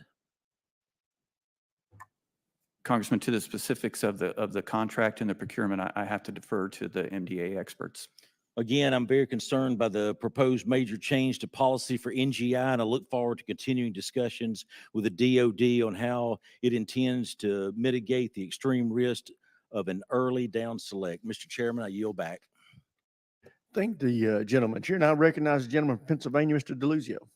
Thank you, Mr. Chairman. Good morning, everybody. Thank you for being here. You've highlighted examples today in your testimony and in your written testimony of how the Chinese Communist Party is increasing infrastructure investments in the Western Hemisphere. Certainly concerning. What also concerns me, though, is their access to our own infrastructure here in this country. Our maritime ports, for example, Wall Street Journal highlighted just last week, nearly 80% of our ship-to-shore cranes are Chinese-built, many containing unexplained covert communications capabilities and equipment. I think the vulnerabilities there are obvious. I was happy to see last year's NDAA, Section 7405, require an assessment of the threat posed by these cranes. I support HR 3169, Mr. Jimenez and Garamendi and others as well, the Port Crane Security and Inspection Act. So General Guillot, I'll start with you. Given that much of our port infrastructure is privately owned and we see these vulnerabilities in public reporting, what is Northcom's responsibility here and where is private or corporate responsibility lie as well? Congressman, primarily the defense of the ports is a private matter. However, in particular in the cyber realm, Northcom has a very vested interest in it because of our defense of critical infrastructure role. In particular, this is where we, on behalf of requested support from the private companies, if they request help in the cyber in cooperation with CISA and Cyber Command, any support given to them with cyber defense from DoD would be synchronized and presented through Northcom. Do our adversaries care if our infrastructure is owned by a private or a public entity? Well, I don't believe so. I think they, Congressman, I think they worry about their own interest and not ours. Right. Related to that, and my district and many others saw nation-state actors attack critical infrastructure. The Aliquippa Water Authority in Western Pennsylvania, my district, experienced an attack. I'm not alone in that. How do you see those vulnerabilities to our critical infrastructure, not just threatening our way of life, our prosperity, but undermining defense? Congressman, the way I see it undermining defense is it could potentially, you mentioned water, the ports, electricity, any number of rail, any number of those systems that aren't considered to be military or Defense Department actually are very important to us as we look to project forces overseas. We would use all those capabilities to support combatant commands around the world. So that's why in my Homeland Defense responsibilities, I take a special interest in that. Thank you. And Ms. Zimmer, I'm going to come to you. I'll just say this. I mean, you outlined the Homeland Defense policy guidance in your testimony. The quote here must be a quote, focus on defending defense critical infrastructure against attacks in all domains and build resiliency and redundancy, end quote. And the general went to it. There are pieces of non-defense critical infrastructure that Defense Department military facilities rely on. Can you tell me more about that and how you worry about those vulnerabilities? Congressman, I'd be glad to. This is a major effort that the department is undertaking now in support of the resilience of defense critical infrastructure. And we recognize that a large part of the infrastructure on which the Department of Defense relies is not defense owned. Some of it is federal infrastructure owned by federal partners, and some of it is in the private sector. The Department of Defense is the sector risk management agency for defense critical infrastructure. There are SRMAs for all of the varieties of critical infrastructure. We come together in the Federal Senior Leader Council, which is managed by CISA, to talk about cyber threats. And we talk about those in a cross forum where we're able to talk with those agencies about the infrastructure on which the Department of Defense depends. And so we're able to make decisions, we're able to make sure that the risk management constructs that those agencies are pursuing accommodate the needs of the Defense Department. But in addition to that, we're making efforts to reach out to our federal, state, local, tribal, and territorial, and private sector defense industrial base partners. So we've recently reformed some of our guidance about how we're able to talk about these issues in order to allow us to have classified conversations and unclassified conversations in a much more fulsome way with those partners so that they can understand where our dependencies are. We're also working in conjunction with CISA, some of our FEMA colleagues, to support the better mapping of critical infrastructure in order to draw out what those dependencies look like. Thank you. And I'll just close with the question I asked to General Guillot. Do you think our adversaries care if the thing they are targeting is defense, civilian, private? Does it matter to them? I think they absolutely do not. I think they will target the areas that are weakest, and we have to be prepared. And we with the general. Chair, now recognize the gentleman from New York, Mr. Lalota. Thank you, Chairman. I represent a district in New York, and I want to start by offering my condolences to the families of two New York National Guardsmen, Chief Warrant Officers Casey Frankowski and John Gracia, who were killed in the recent helicopter crash on our southern border. Their services and sacrifices to our great nation cannot be forgotten. Generals, Ms. Zimmerman, we have a problem at America's southern border and crises at many of America's cities and states. And I want to use my time to address the impact of your areas of operations, Southcom especially, General Richardson, have on our security at America's southern border and in states like New York. Just a few years ago, MS-13, with many roots in El Salvador, had a massive and destructive presence on Long Island, where I represent. The motto of MS-13, for folks at home who may not know, is kill, rape, and control. And while MS-13 was largely eradicated on Long Island several years ago, credit to a good partnership between the federal government and local law enforcement, I am concerned about the resurgence of MS-13 or a group like it. And I'm concerned because there's two policy choices going on that are exacerbating the flow of migrants across the southern border and to states like mine. Those policies are the administration paroling millions of non-citizens into the United States, and New York City's migrant crisis, which is exacerbated by their sanctuary policies. In light of these concerns, I'm eager to explore how we can bolster our defenses and ensure that Long Island continues to contribute effectively to our national defense architecture.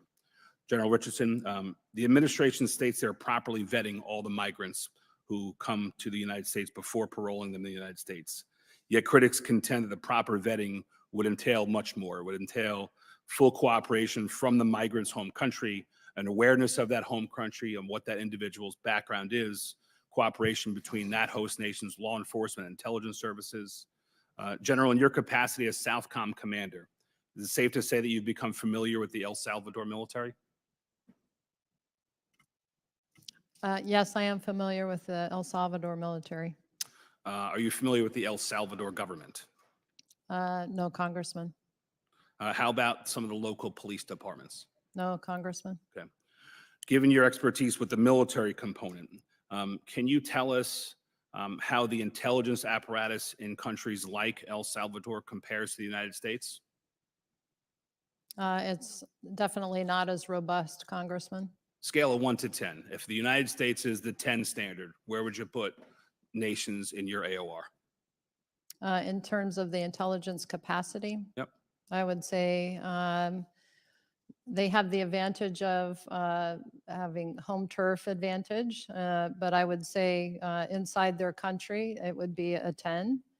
And then as we encourage our partners to work together, cross their borders to share information, because all of them are experiencing some form of all of the threats that I've talked about.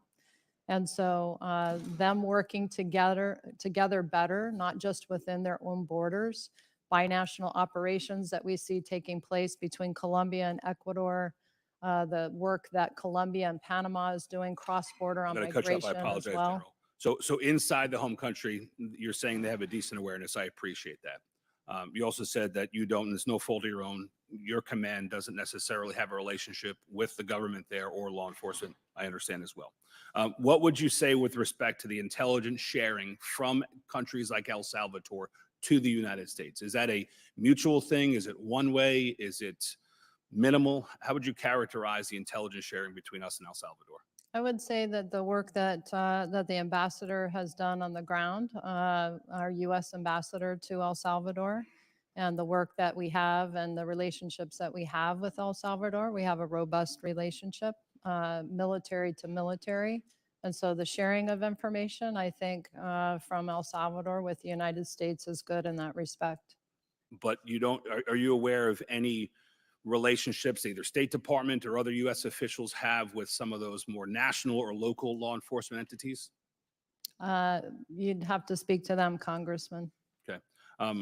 Focusing on drug trafficking, narcotics, transnational organizations like MS-13, what sort of intelligence have you shared in this setting, I understand, with countries like El Salvador with respect to entities like MS-13 and drug trafficking? I've relied on the State Department and the U.S. ambassador in terms of the intelligence sharing that they would do with the country of El Salvador. Thank you. Appreciate your service. My time has expired. I yield back. Thank you, gentlemen. Chair now recognizes the gentleman from North Carolina, Mr. Jackson. Thank you, Mr. Chair.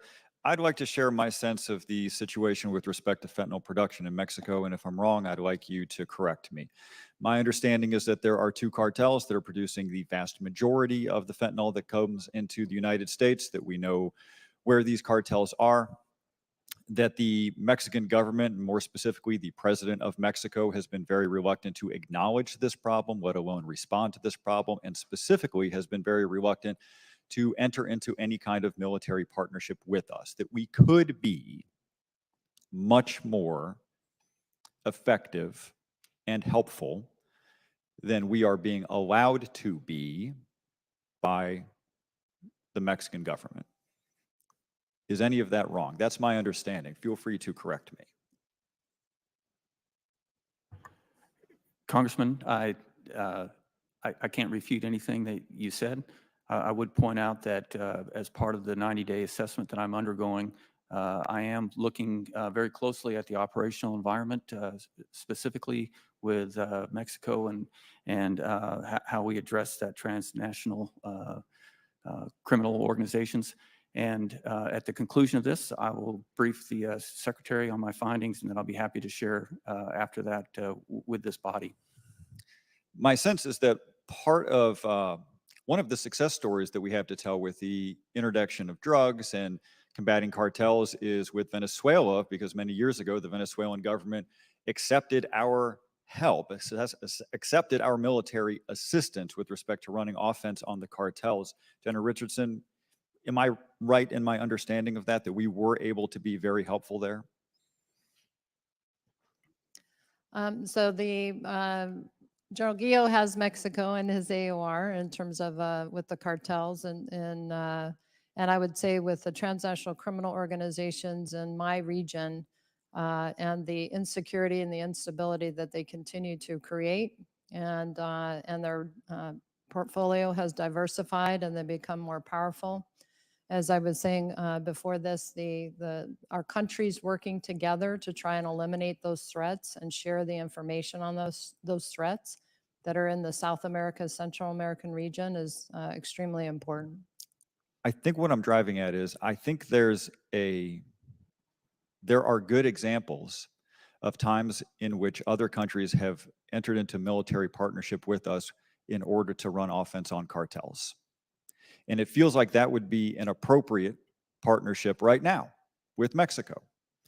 And the president of Mexico is resisting this for reasons that I'm sure none of us fully understand.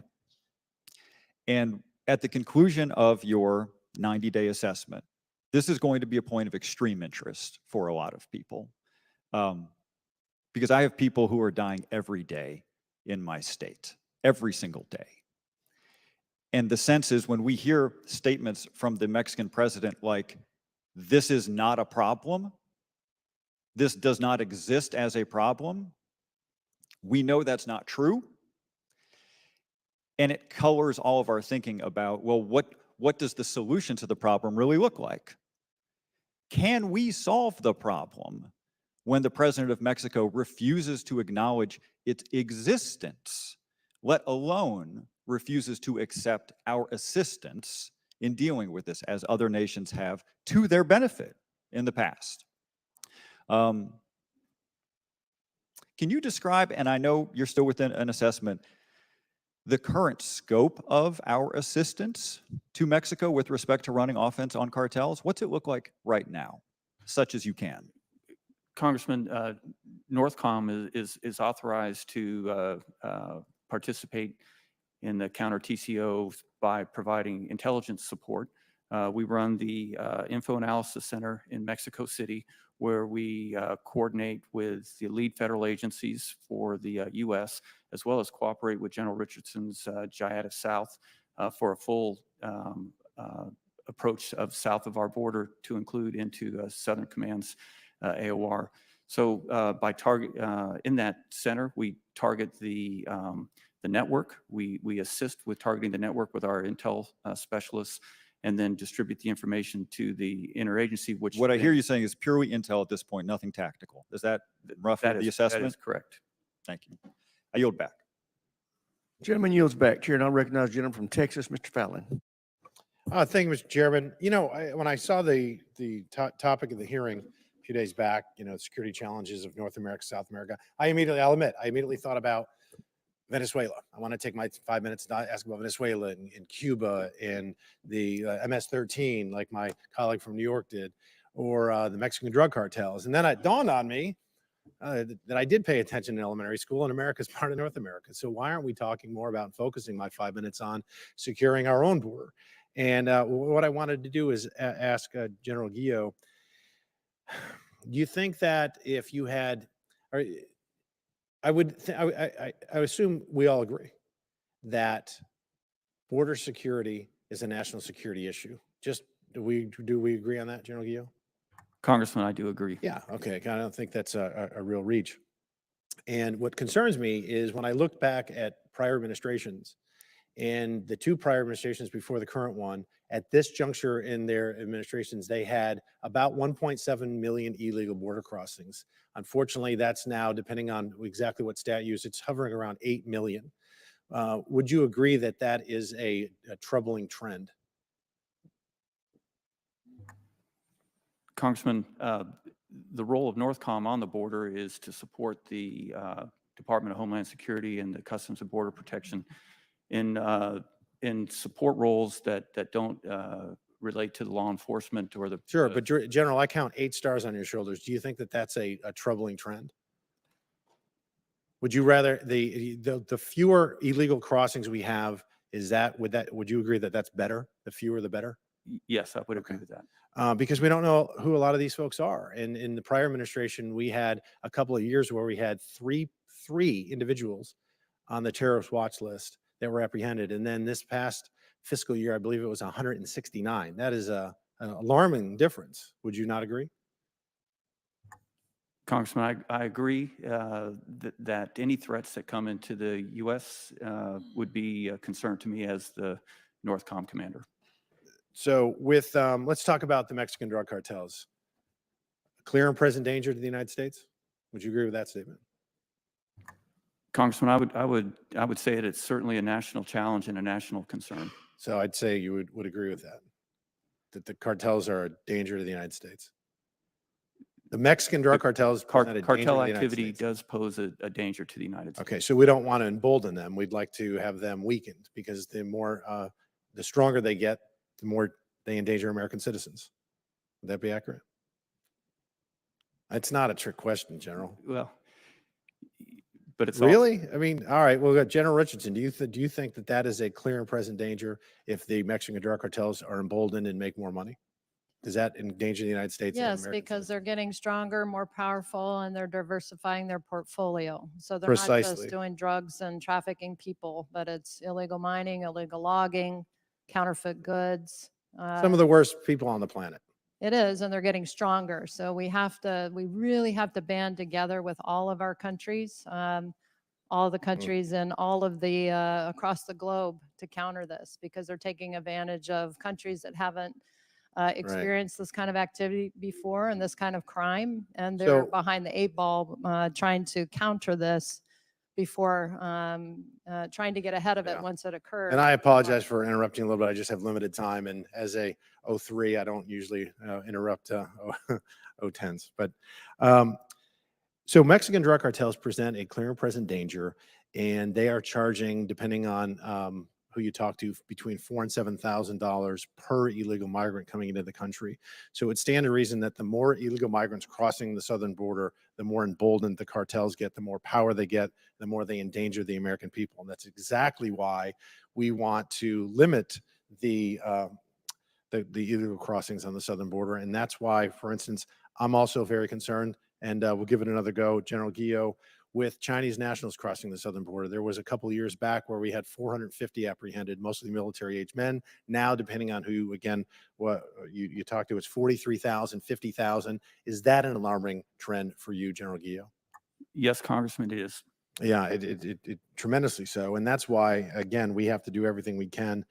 Director Ray even said that that there's ISIS elements that are also crossing the border as well. So I just can't emphasize enough how important it is to take this seriously. I don't think it's a political matter. I think it's an absolute matter of national security.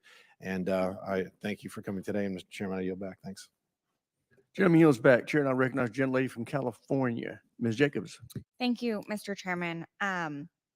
You know, as one of the few members on this committee who actually represent a border community, I feel like I just need to make sure we are setting the record straight on these issues. First of all, San Diego, the community I represent, is one of the safest cities in America, not despite being on the border, but I'd argue because of it. And I think my colleague from El Paso would likely say the same thing. And despite the fear-mongering on display here today, on my regular trips to the border, I think it's clear that the best way to actually weaken the drug cartels is to make sure that we have more legal pathways for people to come here, and to make sure we can let our Border Patrol agents actually focus on national security by, for instance, funding the child well-being program so that we're not having Border Patrol acting like social workers.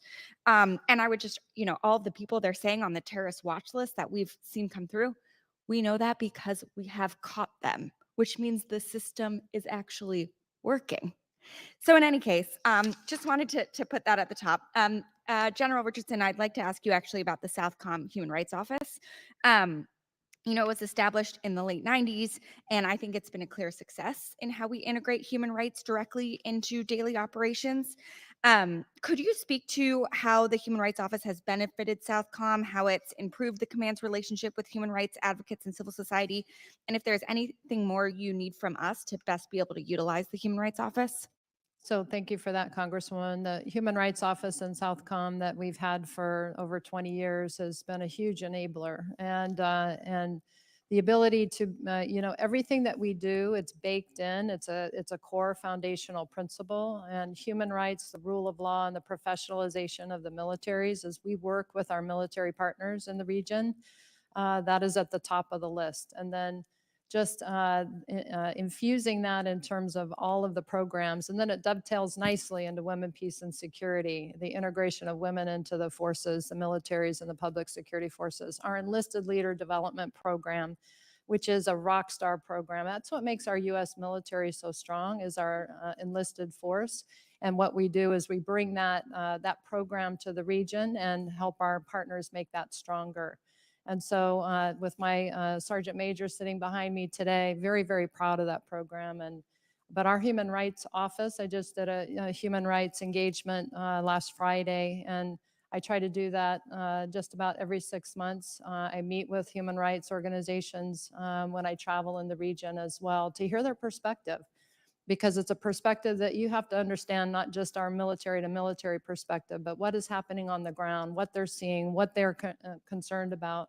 Because that factors into everything that we do to help countries. And I think with the Human Rights Office that we've been able to, over the years with the relationships we've built, but actually as our partner nations have had to be mobilized to help their police. And we talk about, honoring their constitution and the importance of honoring their constitution, not just a person that might be in the leadership seat.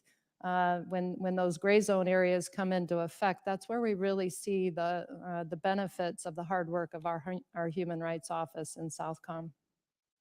Thank you. And could you share a little bit about the 25th anniversary celebration that happened in Miami in 2022?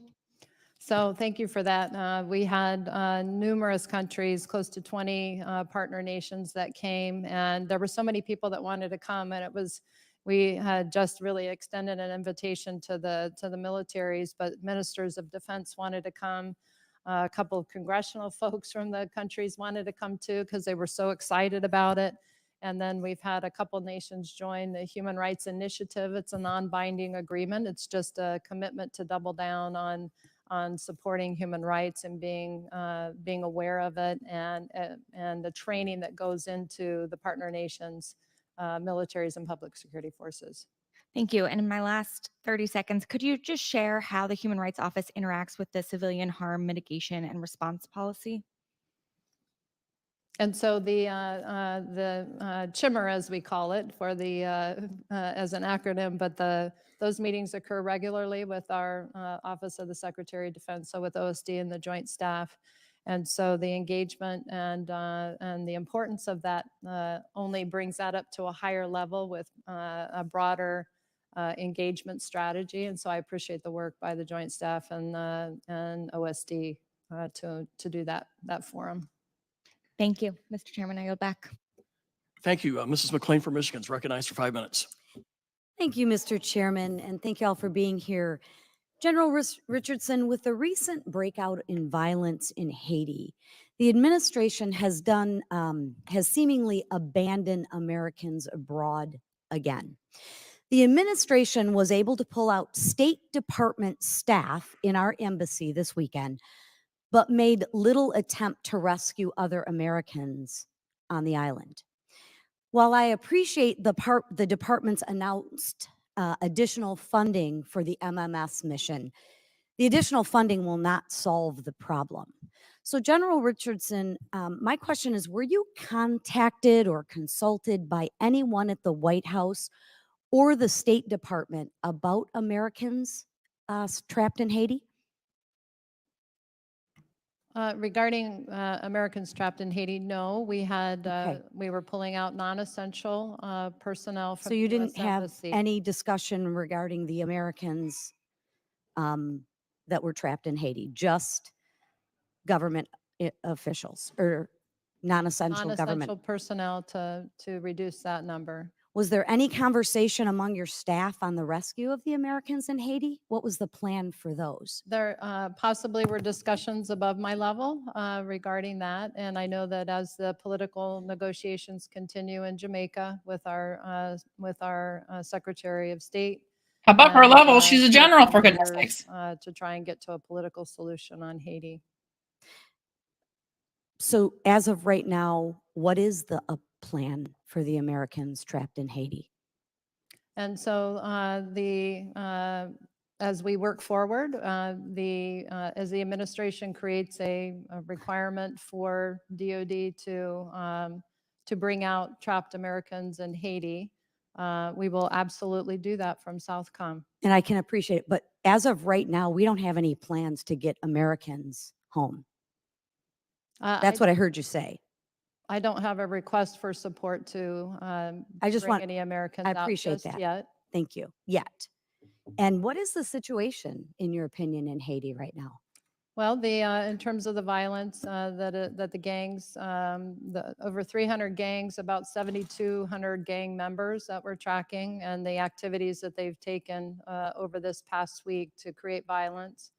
They've made 4 demands for the prime minister to resign, for elections to be held within 90 days, that they be given amnesty for the crimes that they've committed. And again, ma'am, I don't mean to cut you off. Is the situation pretty dire over there, or is it business as usual in Haiti?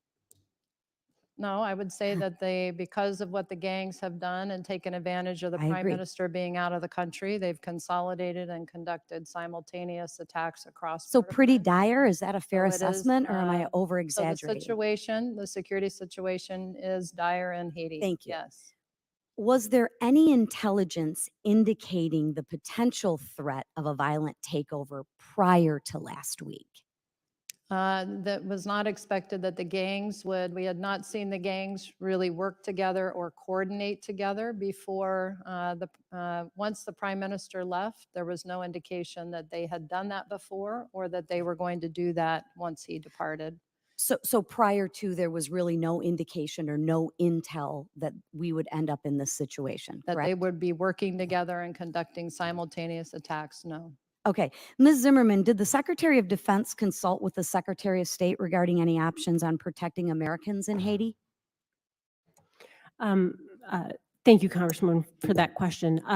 The Secretary of Defense and the Secretary of State, along with other members of the U.S. government, have had numerous discussions about Haiti as this situation has continued to evolve. With respect to Americans in particular, of course, the department maintains prudent planning for evacuations wherever we have diplomatic Let me be presences, clear. but the embassy remains open as of now. Okay, I'm asking these questions because this is the 3rd time this administration has abandoned Americans abroad in dangerous situations. We don't have a plan to get them out. You just said that. Last night, I coordinated with Congressman Corey Mills to rescue several Americans trapped in Port-au-Prince. Congressman Mills actually participated in the rescue of those Americans abandoned by the Biden administration and the State Department. So I ask you all, what exactly is the plan to get Americans trapped in Haiti out? We don't have one. Mr. Chairman, this administration doesn't seem to have a problem with abandoning Americans overseas. This is now the 3rd instance where President Biden and Secretary Blinken have decided that American lives are Mr. McLean, the time irrelevant. has expired. First in Afghanistan, Israel, and now Haiti. I yield back. With that, Ms. Escobar from Texas is recognized for 5 minutes. Thank you, Mr. Chairman, and I'd like to thank our witnesses for your service and for your presence here today. This is such an important conversation. I'm eager to dive in, but first, I want to say we recently lost 2 New York guardsmen and a Border Patrol agent, and I'd like to express my condolences, especially to the families, and recognize their incredible service. General Richardson, I want to thank you in particular for all of the engagement that I've had the honor and privilege to have with you over the years. Thank you for your leadership. I have the incredible honor of representing El Paso, Texas, which is home to Fort Bliss. And over the course of that time, I will share one of the frustrations for me has been that Congress has not focused on the Western Hemisphere to the extent that I believe we need to. And when we are encountering challenges at our nation's front door, that's an example of us acting too slowly and not quickly enough.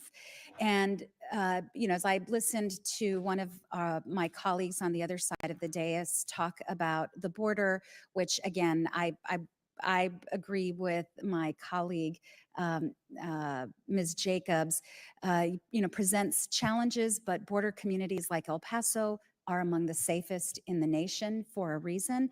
But as we think about challenges that we face at the border, we've got to think They're about safe because investments beyond the border and strategies beyond the border if we want to be successful. prosecute. They And that's what I'd like to focus enforce the on rule actually of with my law. first question, beginning with you, General Richardson.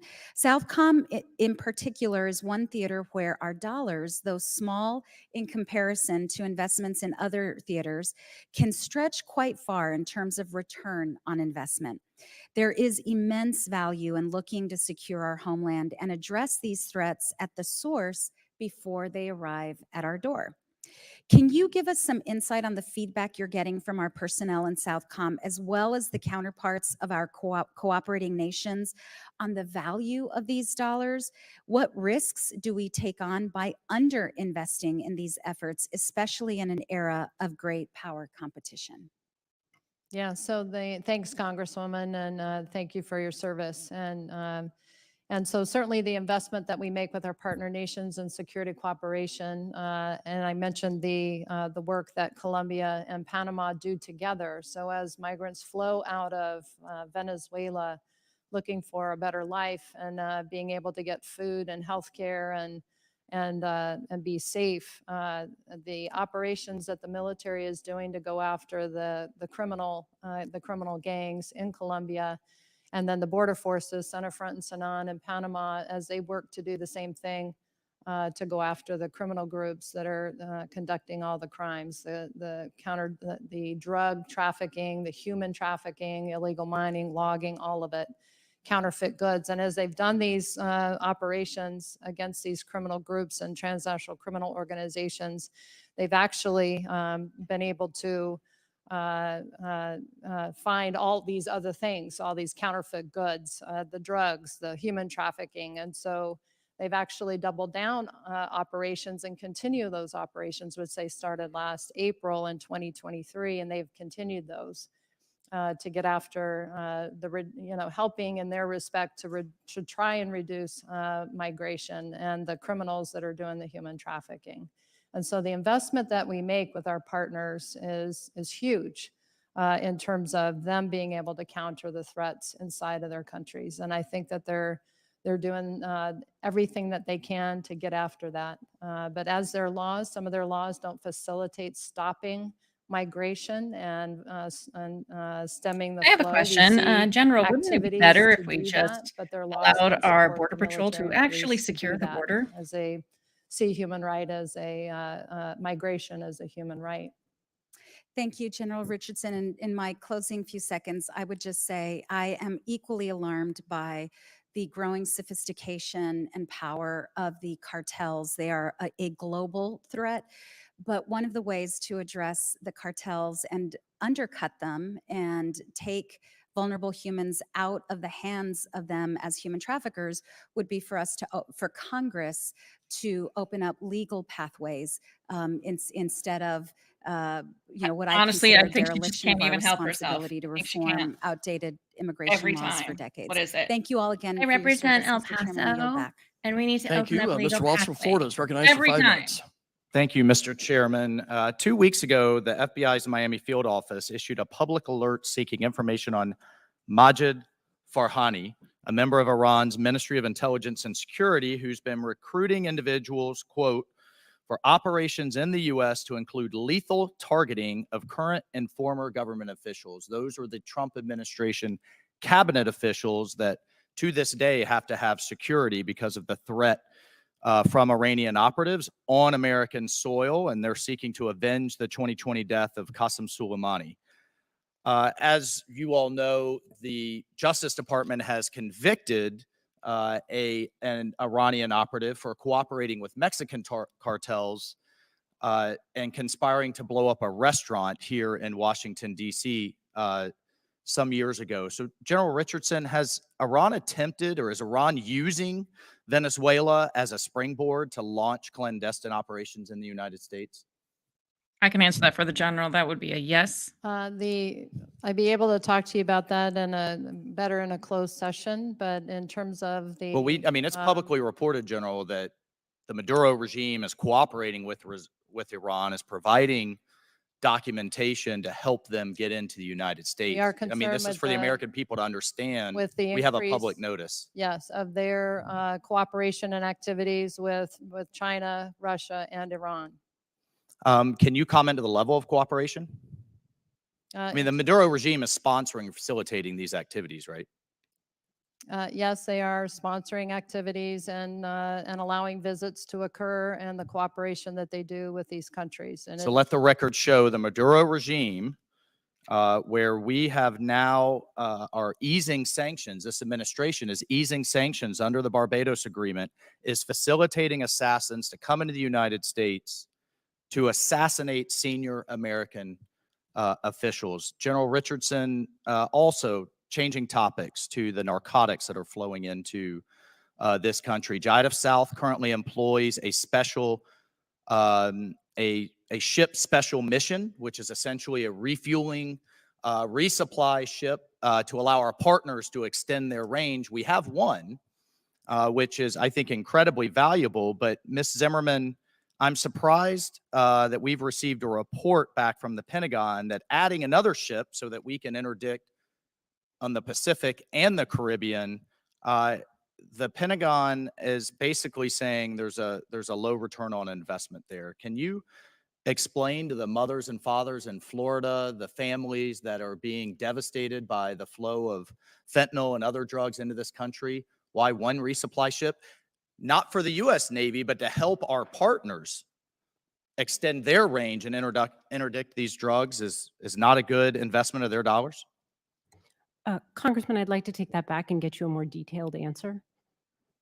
You don't have an answer. I mean, you have a report saying that it wasn't a good investment.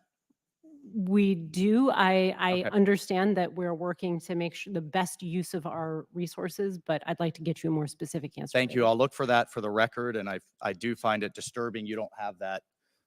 You don't have that information given your portfolio. Can we just talk a bit more about Haiti?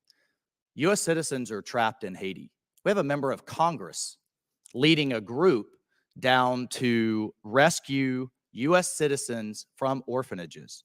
We've had multiple members of Congress rescuing U.S. citizens that were trapped in the West Bank and elsewhere in Israel, that were trapped and are still trapped in Afghanistan. We have a breakdown here between the State Department and DOD in terms of having assets and resources available to go get Americans. I mean, it's just a basic function.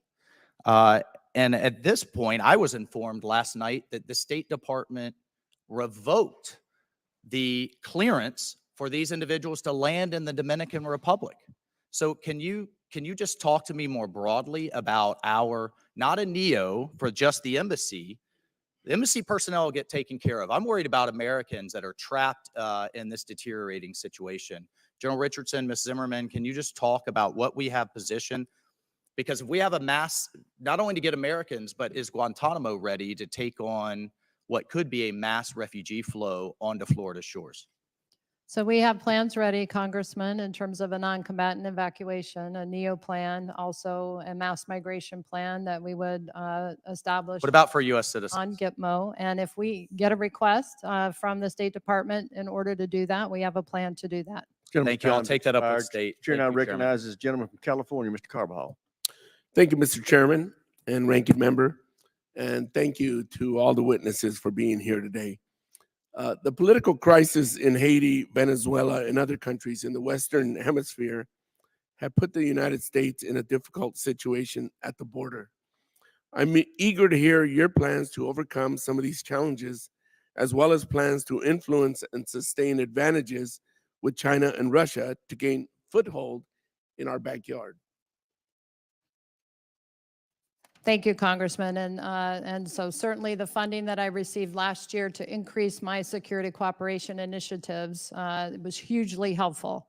And the funding that we would receive this year, as soon as the defense bills are approved, will be extremely important to continue that effort. But I would say 15 to 20 years of getting less than 50% of the requirement for security cooperation for Southcom, and the investment that that brings, that it can't be made up in just 1 or 2 years. So the sustained funding and the predictable funding is very, very important.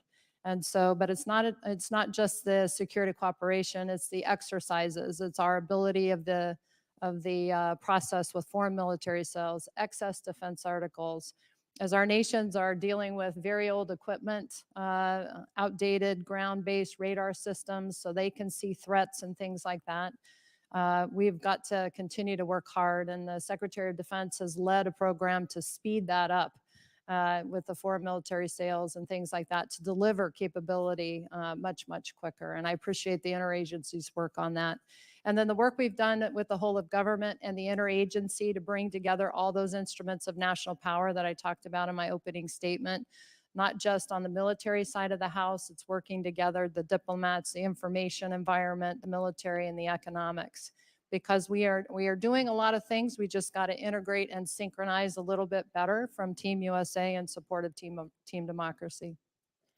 Thank you, General. General Richardson, as the ranking member of the Coast Guard and Maritime Transportation Subcommittee, I am focused on JIATF South, this detection and monitoring operations in your AOR.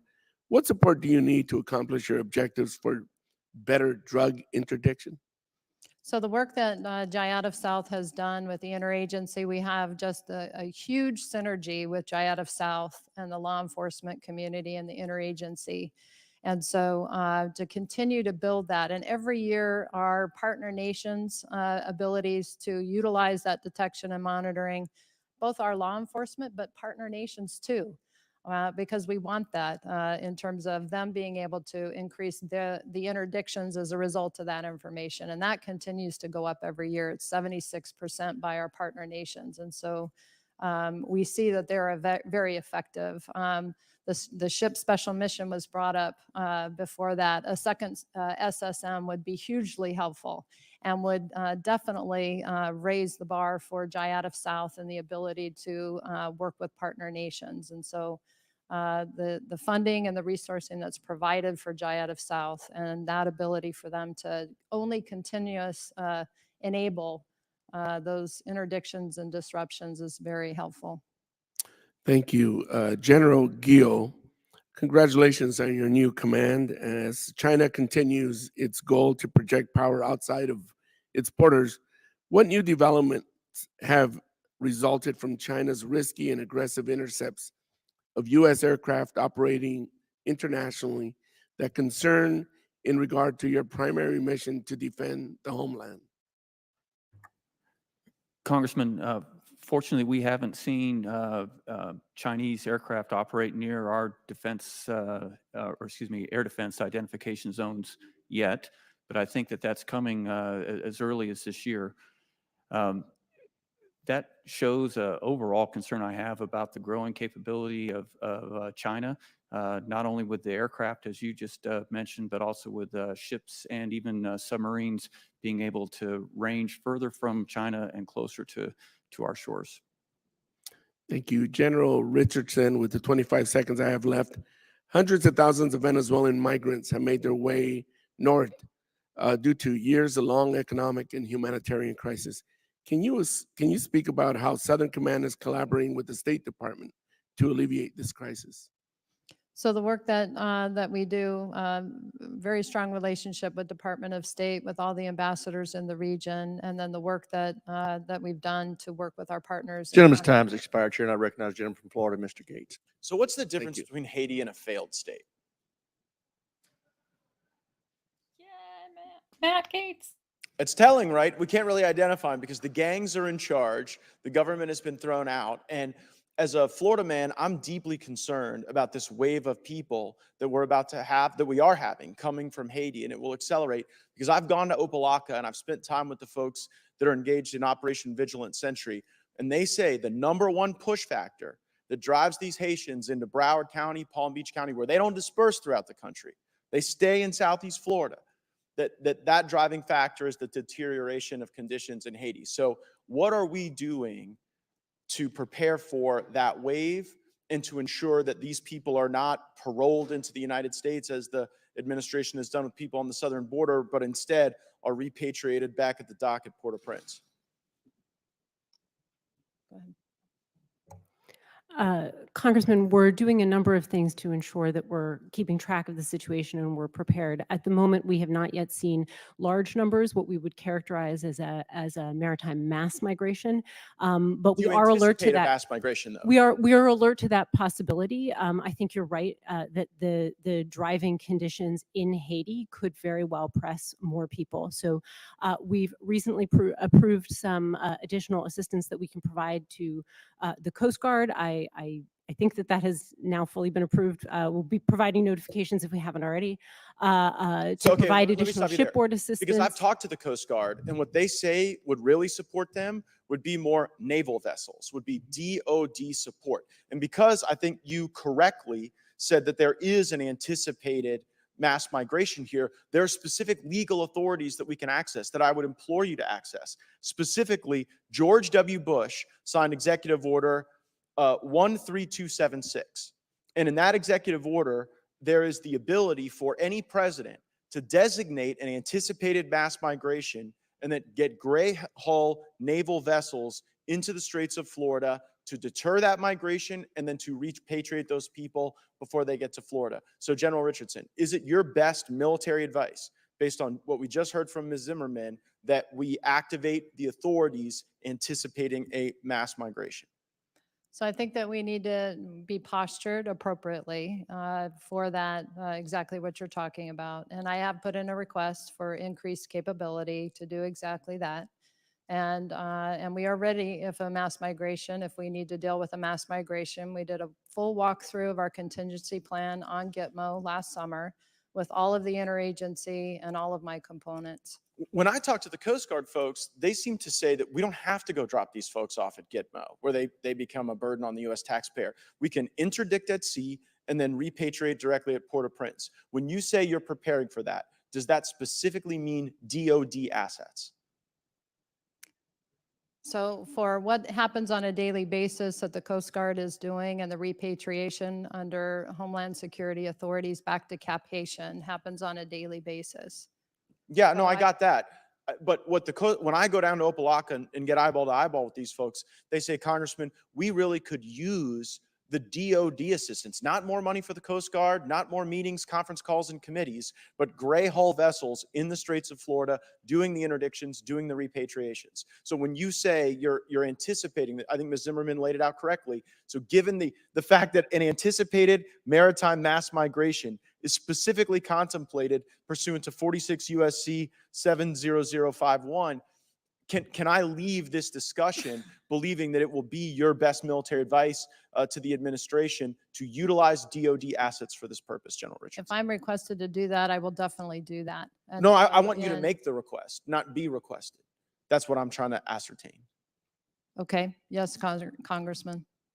Yes, you will make that request for DOD So assets. I in the will Straits of talk with Florida. District 7 and our Coast Guard on the Atlantic side, Atlantic area, and see if they need additional DOD gray hulls. They have not requested that specifically from Southcom. And so, but if there's a need for that, I would absolutely request it. Thank you for that, because I really think getting ahead of this will ensure that the humanitarian conditions will be far better, that we could perhaps deter some of this, because, I mean, it's tragic conditions. When you talk to these folks and they say that these Haitians are pouring gasoline on little babies and doing everything they can to deter interdictions, it sharpens the minds of my fellow Floridians to want to make sure you guys are doing everything possible, and I greatly appreciate the exchange today. Yield back. Gentleman yields back. Chair, and I recognize the gentleman from Connecticut, Mr. Courtney. Thank you, Chairman Rogers, and thank you to all the witnesses for your testimony today. General Guillot, again, it was a pleasure to meet you, and congratulations again on your new assignment. In your testimony, you spoke about the ability to detect, classify, and track potential threats to the homeland from the seafloor to space in the cyber domain is a critical need for U.S. NORTHCOM and NORAD, and that investments in capabilities such as the Integrated Undersea Surveillance System, the IUSS, will significantly enhance domain awareness to limit competitors' ability to approach North America undetected. Can you speak a little more? Again, I know in your written testimony, you mentioned the fact that now Russia is about to deploy another Severodvinsk, which again would be on the West Coast. They already, 2014, they deployed their first Severodvinsk, which again has been a real challenge for anti-submarine warfare and our allies working together to keep an eye on that. And the IUSS is again another capability. Again, could you talk again about the homeland's facing something that we really haven't seen since the Cold War in terms of the undersea, and would appreciate your thoughts. Congressman, you're exactly right. The ability to detect with undersea sensors is more important today than ever before because of the advances in the SEV, as you mentioned, now a threat to both coasts, and the quiet nature with which those submarines can operate mean that they could very easily get much closer to the U.S. and then deploy their large arsenal of cruise missiles to a point where, if that were allowed to happen, the first detection we would likely get could be the explosions of the cruise missiles. So keeping our undersea advantage is imperative, and I think the first step in that is to increase our undersea sensor capability to allow us to detect these threats further away from the U.S. shores than we can today. Well, thank you. And as we discussed, I mean, the present situation, at least on the Atlantic, is a team sport with our allies in the air, on the surface, and under the surface in terms of trying to track that threat. I remember Admiral Roughhead, who was the former CNO, one time saying that the best anti-submarine warfare is another submarine. I mean, that obviously also has to be kind of viewed as a priority if again, we're going to have an effective system of defense. Is that correct? Sir, it is absolutely correct. And we get great partnership, especially in the Atlantic. We have a one Atlantic tactic, technique, and procedure where NORTHCOM, EUCOM, and Southern Command with General Richardson all share information, and we don't use the strict line that you see on the UCP map as a way to limit our capability. We allow forces to flow freely across all those lines wherever it makes sense for that other, for the overall situation, even if it goes between combatant commands, to ensure that we can detect. And then once we get those undersea submarines, track and follow them to ensure that they don't become a threat to the United States. And with the Severodvinsk now on the West Coast, again, that's just another mission that, again, we don't quite have the same team lineup in that part of the world. So it's if anything, it's more demand to the Navy. Yes, Congressman, you're right. And the fact that the Pacific is so much larger, and we're now facing two threats there with a Russian specific threat, and then also the Chinese makes the Pacific threat a particular concern of mine and NORTHCOM's. Well, thank you. Again, your timing in terms of this discussion is, very apt, since we got a budget yesterday which talks about cutting a Virginia-class submarine from the Navy shipbuilding plan, and obviously, not just in NORTHCOM, but in frankly every command, that's going to just again make a high demand platform even more stressed. So this is going to be very helpful for us as we move towards markup later this session. That I yield back. Thank the gentleman. Before I recognize Mr. Bacon, I want to announce we're going to be going up to the classified portion of this hearing in about 15 minutes. Mr. Bacon, you're recognized. Thank you, Mr. Chairman. I welcome all three of you here. Thank you. And I've enjoyed working with General Richardson in recent years, so I appreciate seeing you. And General Guillot and I were fellow commanders of the Fighting 55th Wing, the largest wing in Air Combat Command, third largest in the Air Force. I think for 2 decades, the most busy ops tempo that the Air Force had. So congrats on your new position. My first question is for General Guillot. How does hypersonic weapons affect your warning times? Because I think it's important for the Americans to hear, with China having nuclear armed hypersonics, Russian building them, what does it do for our warning times? Thank you, Congressman. Good to see you, and thanks for recognizing the Fighting 55th's contributions worldwide. Uh, Hypersonics are probably the most destabilizing weapon that we face now. And one of the prime reasons is what you mentioned, the shortened detection time. And the fact that they don't follow a traditional ballistic track means they're very unpredictable, and the area of uncertainty is huge based on their speed and their maneuverability. That's what makes them such a challenge to not only detect, but to track and eventually defeat. Is it fair to say we have about a 15-minute warning time? I don't know. I'm just trying to give our citizens a sense how this changes. Intercontinental ballistic missiles gave us about a 35-minute warning time, and I'm just trying to. How much is this warning time reduced? Yes, Congressman, there are cases where it would be about half. But I would add to that, though, is the unpredictable nature of their maneuvering. Even with a ICBM, if it was 30 minutes, very quickly we could figure out just about where exactly that's going into a very small circle of error probability. However, with the hypersonic, not only is it faster, giving us less time to detect, it can fly lower, which gives our sensors problems. And then that maneuverability means a typical threat warning could be something as vague as Western United States as opposed to a particular city. Mr. Chairman, this is why I think it's so important that we address this with STRATCOM and the Pentagon and our national command authorities. I don't think we're positioned right with our nuclear command survivability and ensuring that we always have a survivable element, not at a base. I think we're making ourselves vulnerable. It's one of the things I'm trying to push our DoD. I know this is not in Northcom's purview, but I think we as in the HASC here, working with senior military leaders, are going to have to come up with a plan that ensures we always have a survivable command element, that we can't be caught flat-footed. Because I worry about our current posture, and I think it leaves us vulnerable. And I want the Russians, Chinese to know, no matter what they do, we can always respond. So I appreciate your aspect of this is very important to this discussion. So thank you. General Richardson, I was talking to the previous ambassador from Jamaica, and he was telling me that the Jamaicans would like to have our Coast Guard assigned there, and they would help with facilities, and it's in the perfect position for interdicting drugs coming out of Venezuela and Colombia. Can you comment on that at all, or if you heard any of this dialogue? I have not heard that dialogue, but we have a very good, close working relationship with Jamaica and the chief of defense there, who is a Coast Guard officer. Well, I'm hearing, this is indirect, not direct from him, but via the ambassador, that this is an opportunity, and this is from the Jamaicans' perspective, that they'd like to work with us, and that location would be important, for the drug routes coming out of Colombia and Venezuela. So I hope you take a look at it.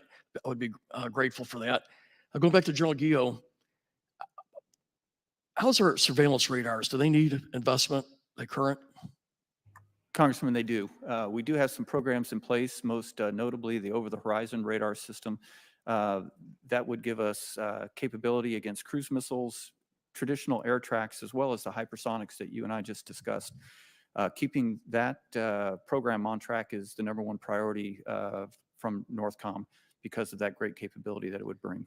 How would you prioritize the ABM elements that we have in Alaska? Do they need upgrading as well? Yes, all of the systems that we have that allow, give us the domain awareness that we need are at the top priorities of mine. There would be one of these over-the-horizon systems there, the LRDR, the long-range discriminating radar is key for us to defeat missiles from North Korea. Thank you very much. Appreciate all three of you. I yield back. Chair now recognizes the gentleman from Nevada, Mr. Horsford. Thank you, Chairman Rogers, and to the ranking member for holding this important hearing. General Richardson, it is good to see you again. Last year, I was in Trinidad and Tobago attending the CARICOM Heads of Government Conference. During that trip and in meetings afterward, I've had several conversations with regional partners discussing how the United States and the Caribbean must work together to address challenges in the region. Today's resignation of Prime Minister Henry of Haiti as a result of increased gang violence really further highlights the fact that regional security, economic growth, and addressing the climate crisis as well as energy resiliency are all imperative to the success of the region. So, General, how do you believe that the United States would work with Caribbean nations to address these shared issues and to create long-lasting partnerships in order to show an alternative to China's influence in the region? Yes, so thank you, Congressman. And the work that we do with the Caribbean is extremely important because of obviously how close the Caribbean is to our homeland. And so the security cooperation, the exercises, the regional conference that I do to bring leaders together, but not just talk about things, actually have deliverables on getting after those challenges that we identified during the conferences is what we have really put emphasis on. And so with cyber, with critical infrastructure, and the activities that we do in the exercise program. Well, I'm glad to see that the department is taking these challenges seriously. I look forward to continuing to work with the department and this committee to address the threats facing our national security and the immediate risk that faces us with the situation in Haiti. Assistant Secretary Zimmerman, I agree with you that the challenge of natural and man-made hazards do not wait for us to resolve other ongoing national security crises. We must act now. How is the Department of Defense taking into account climate resiliency in its everyday decision-making process? Congressman, thank you so much. Climate resilience has become an important part of how we do business, not just in terms of looking directly at climate change as an issue, but really in terms of how we integrate across the range of activities that the department does in order to ensure that we have the operational advantage wherever we need it. So an example would be in the Pacific, the Ronald Reagan Missile Defense Test Range sits on a site that I think is only 6 feet above sea level.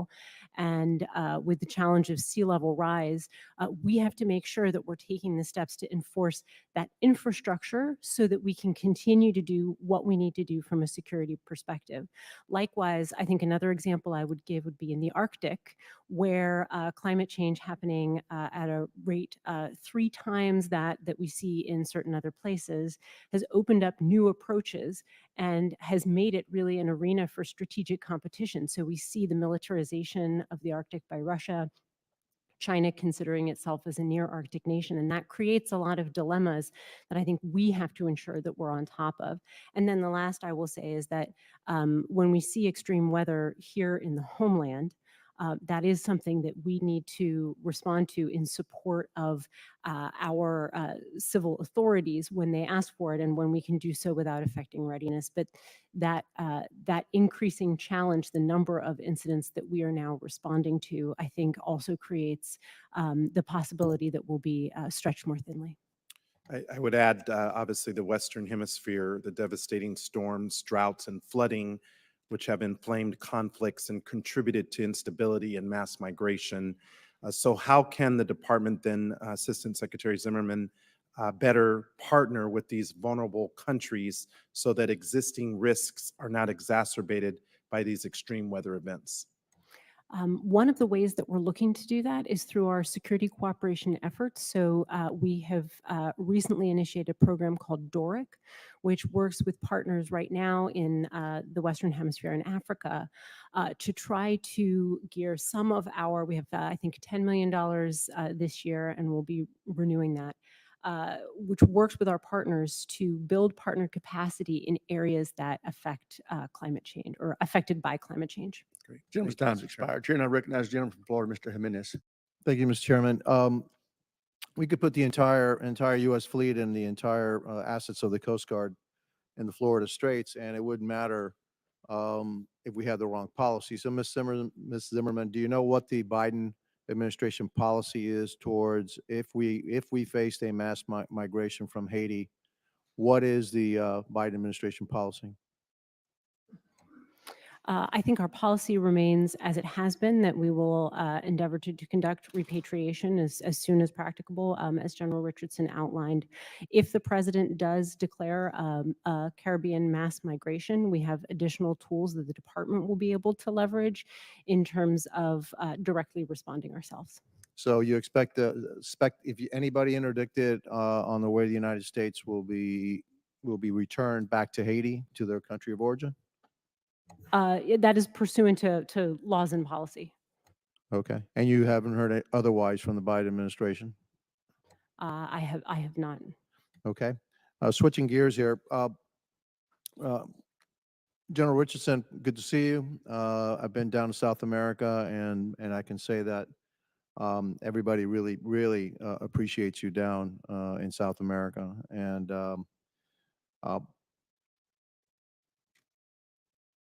fentanyl. Who's producing it? Who is transporting the fentanyl into the United States? And so what we see in the Southcom AOR in terms of fentanyl is more of the medical fentanyl that's being stolen out of the hospitals and things like that. In terms of the precursor chemicals that are coming in, we're starting to see a little bit of that. I think that is just the beginning possibly in this region. And so obviously working with our partners as they're discovering this and those sorts of things of where these precursor chemicals are coming and then putting together by the cartels and then funneled into Mexico or put together in Mexico. And All right, I only got 5 minutes, so I have to go. Senator, I'm sorry, General Guillot, that's your name?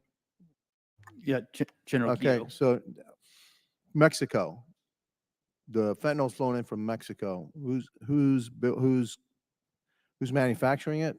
Who's transporting it? Congressman, as General Richardson said, we see the precursor elements being brought in from abroad, many or much from China, and then assembled there under the cartels and then distributed from there. So if I were to tell you that the fentanyl has killed more Americans by far than all the Americans we lost in Vietnam, in Afghanistan, in Iraq, would that surprise you?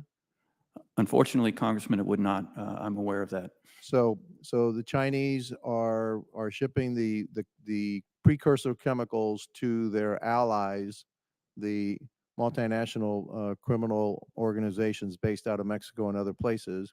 They then manufacture it, then send it to the United States, and kills Americans. Is that fair to say? Yes, Congressman.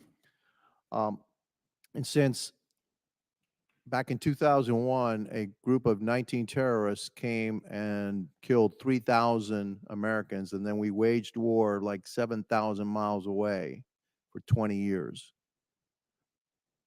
What do you think our response should be to some organizations that are killing tens of thousands of Americans every single year? Sir, I think Northcom is ready to support within the policy and as directed. At this point, to address the threat, we're providing intelligence support to the lead federal agencies that are addressing that and working with the Mexican agencies. And our contribution to that is intelligence support. I think this government is failing the American people in a very big way, failing to protect our children. It's the largest cause of death of men and women from 18, I think, to like 49 in the United States. And our duty, our collective duty, is to protect the citizens of the United States. That's the number one duty that we have. And we're failing miserably at it. Not you, because you only follow orders, but this administration is failing miserably at protecting the United States. My time's just about up, so thank you, and I yield back. Thank you, gentlemen. We will now adjourn this open session and reconvene the classified session in room 2212 in about 5 minutes. All right, so now they get to go in and talk about all the really fun stuff, the classified stuff. Don't you wish you could be there? I do. I want to hear everything they're saying. All right, so they just talked about like everything. think, I don't know if it was Chris in the chat who mentioned, like, we're just taking everything off the menu today. Like, everything. Yes. So we talked about Mexican cartels. We talked about, obviously, the border. We talked about China in several respects, Haiti in several respects. Iran came up, Venezuela. So let's just get into a couple things. Goodness, I took a lot of notes because there was a lot, but let's see if we can uh just kind of go over the highlights. Oh, one of the things that they talked about, it was towards the very beginning, which is that China is investing in multiple foreign countries, and we know that they have purchased land here in the US. They've purchased a lot of farmland. They also have purchased land that is near military bases, which doesn't seem like a great idea, and seems like somebody was asleep when they let that one happen. But they also said that China has 40 ports in Latin America and the Caribbean islands. 40 ports. That's crazy. Like, how, how did this happen? Like, aren't they supposed to be aware of these things? I mean, I guess they can't really stop it, but they could certainly do what America does best and, influence the other countries into not letting China build a port right there. Haiti, it's just a big shit show, basically, from what they were saying. It's crazy, and talking about the mass migration. Matt Gaetz did a really great job with General Richardson. He was saying, what are we doing to prepare for Haitian migrants and make sure they aren't or patrolled, excuse me, but are repatriated back to Port-au-Prince. And she kept kind of saying, well, if I'm requested, we can activate, the plan we already have in place, if I'm requested. And he's like, yeah, but I want you to request. I want you to make the request. Can you do that? And she was like, okay, Congressman, yes, if there's a need, I'll absolutely request it. So I was like, super duper. Why can't it always work this way? That sounds great. And then again, a couple other Congress people were saying, okay, is it going to be that they are repatriated, not that they're going to be patrolled? And, as per usual, it was kind of like, well, that is what is supposed to happen unless Sleepy Joe decides to change it, which, his track record. What else do we have? General Richardson talked several times about the need for the U.S. to be able to compete on contracts to kind of facilitate our friendships, as she put it, a little bit more. And of course, that requires money, as do many of the other things she was talking about. She did say that they have gotten, I think it was like for the past 15 to 20 years, did she say she had gotten 50% less than they had requested? And so basically that's not going to be able to be fixed overnight, which no, I do think we need to give the military more money. We can't be sending our troops out there with old equipment, inefficient equipment. We need things to help us with all of the things that the military needs to do, because it's a lot, as we've learned in this hearing. Yeah. Oh, China has recently become Latin America's top trading partner. The top trading partner. US no longer. China is becoming the top trading partner. And I would question whether or not China has become sort of the world's top trading partner. They seem to be trading with everybody. So they are very savvy in the way that they are sort of going about world domination, if you think about it. General Guillot did say there is a threat from Russia in space, but he couldn't get into it anymore. But he would be willing to talk about it in their closed session. Again, General Richardson said we need more money. That seemed to be the theme for her today. She mentioned 7.5 million immigrants have come out of Venezuela alone, which I thought was really interesting, because she didn't really say the time frame. If she did, I've missed it. But if that's just in the past, several years where we've seen sort of this open border, That's a lot. Like some people are saying that's the total number of immigrants. So if we've had just 7.5 million immigrants that have come from Venezuela alone, one, either she has her number wrong, or two, we're being told that it's less than it actually is, the total number of immigrants that have come into the US. Touched upon hypersonic weapons. There is a hearing on that. It was either yesterday or today. I think it was yesterday. So we are going to watch that one tomorrow at 2 p.m. So I'm not going to get into that too much, but super, super fascinating stuff. General Guillot said the most persistent threat we face right now is cyber threat. And as many people in the chat noticed, he seems to enjoy that is his sweet spot. He likes dealing with cyber threat. He gets very excited when talking about cyber threat. But we have heard that before as well, that is going to be, or is already the new warfare, cyber warfare. Then they were talking some about critical infrastructure, intelligence sharing with Central and South America. General Richardson, I believe it was, said we have a robust sharing of intelligence with El Salvador, but that though the Central and South American countries are really good, they kind of band together and work together. Unlike the U.S., we don't play as well with others. We demand. But they have seems like they have a pretty good intelligence sharing capability amongst themselves. So maybe we could, try to get in on some of that.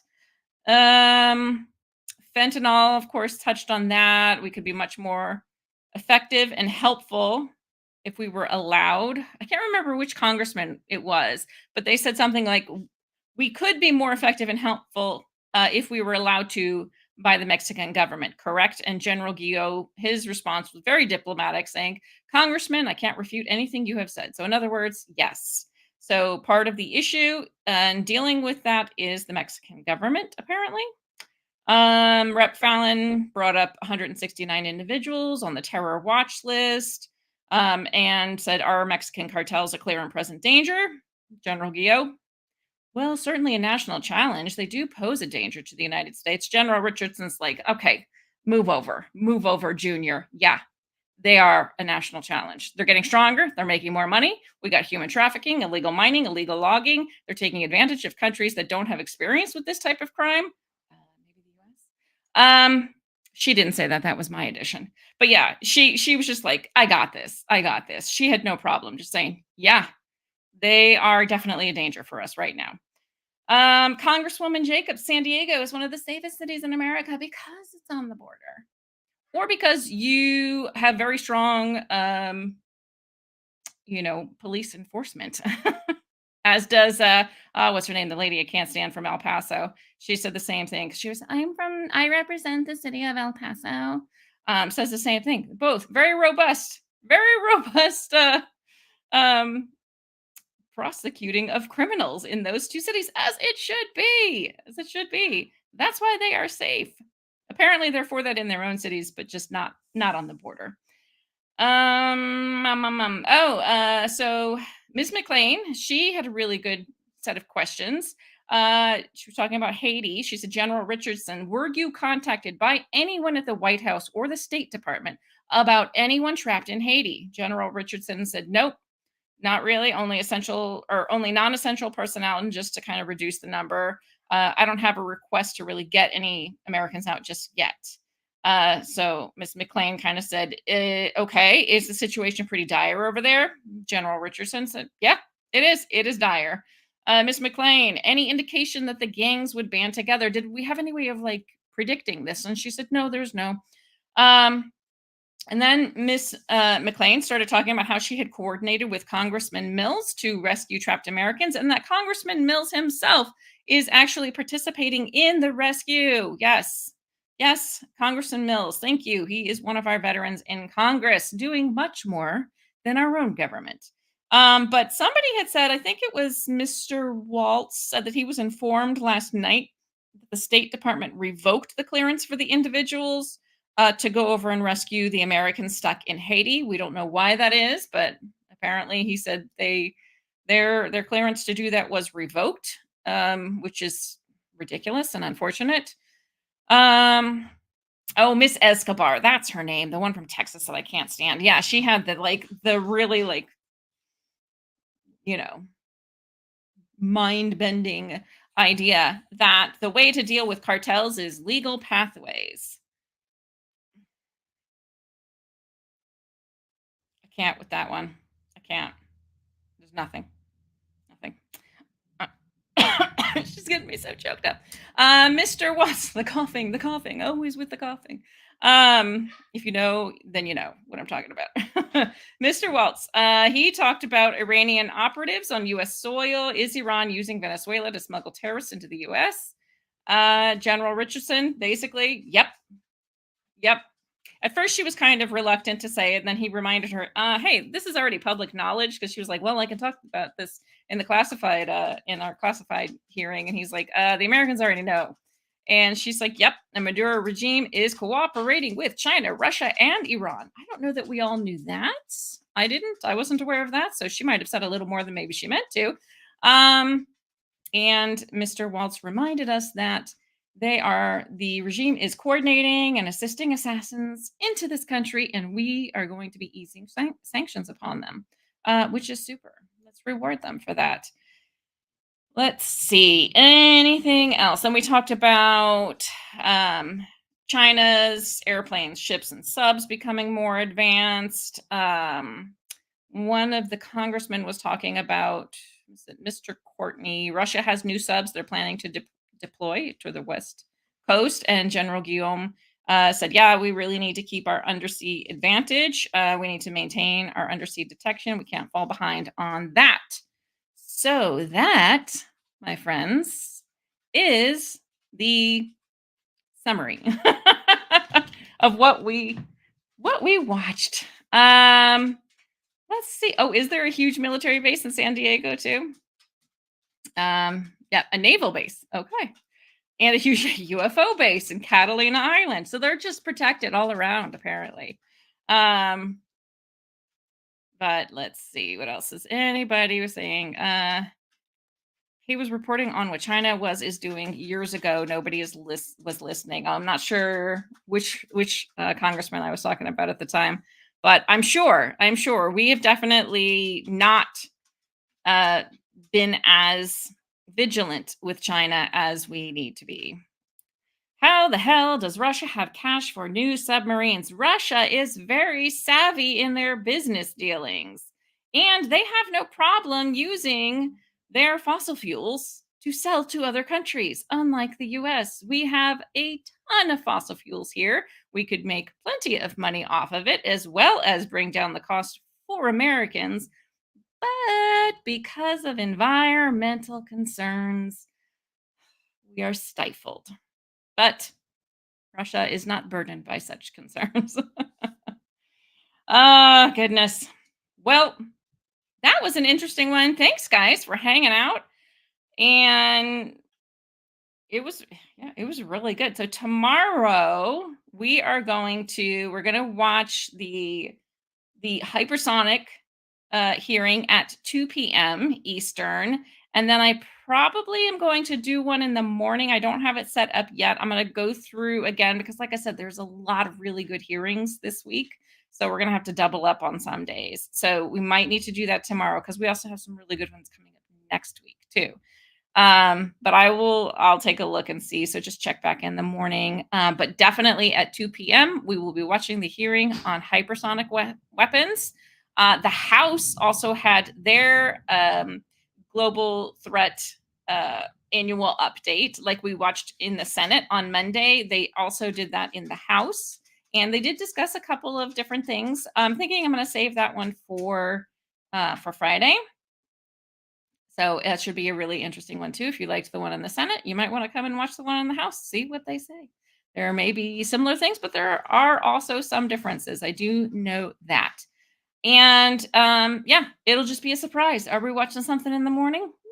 We'll wait and see. Probably. I think there was also the fiscal situation in the United States. Let me look really quick. That was one that I really wanted to see as well. Let me just double check. Because I know I was looking at what was done this week and what was going to be happening next week. And there's just a lot of them that I was like, that looks good. Oh, that looks good. Yeah, the fiscal situation of the United States. So we might be watching that one tomorrow morning. But like I said, just keep an eye out. I'll post it. And if you're subscribed and you have your notifications turned on, you will get notified. Thanks, guys, for hanging out with me once again. Always enjoy it. Had such a great conversation today. Fantastic convo in the live chat on YouTube. Thank you to all the people on X who were hanging in there with us. We had about 20 people on X watching with us. So thanks, guys. And I do see any comments in the chat there as well. And so I can talk with you guys as well. So please feel free to comment on X anytime you're watching, and let's get a chat going there as well. Thank you. And I will take you out with some music, and I will see you tomorrow. So let me pull up Eggy. If you aren't familiar, on the screen will be coming Eggy, the patriotic chicken. All right, guys, have a great night. Bye.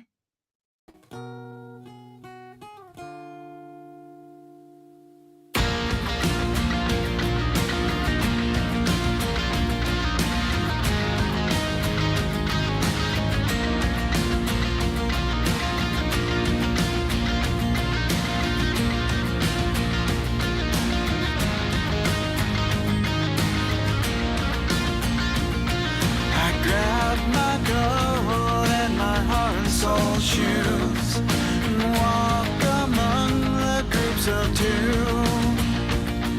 It's not ideal, it's just how we feel. It's a shame we're easily amused. The only cure for this forward motion is to make emotion fly away. The air is cold, but the water's not frozen. I see ripples rolling every day.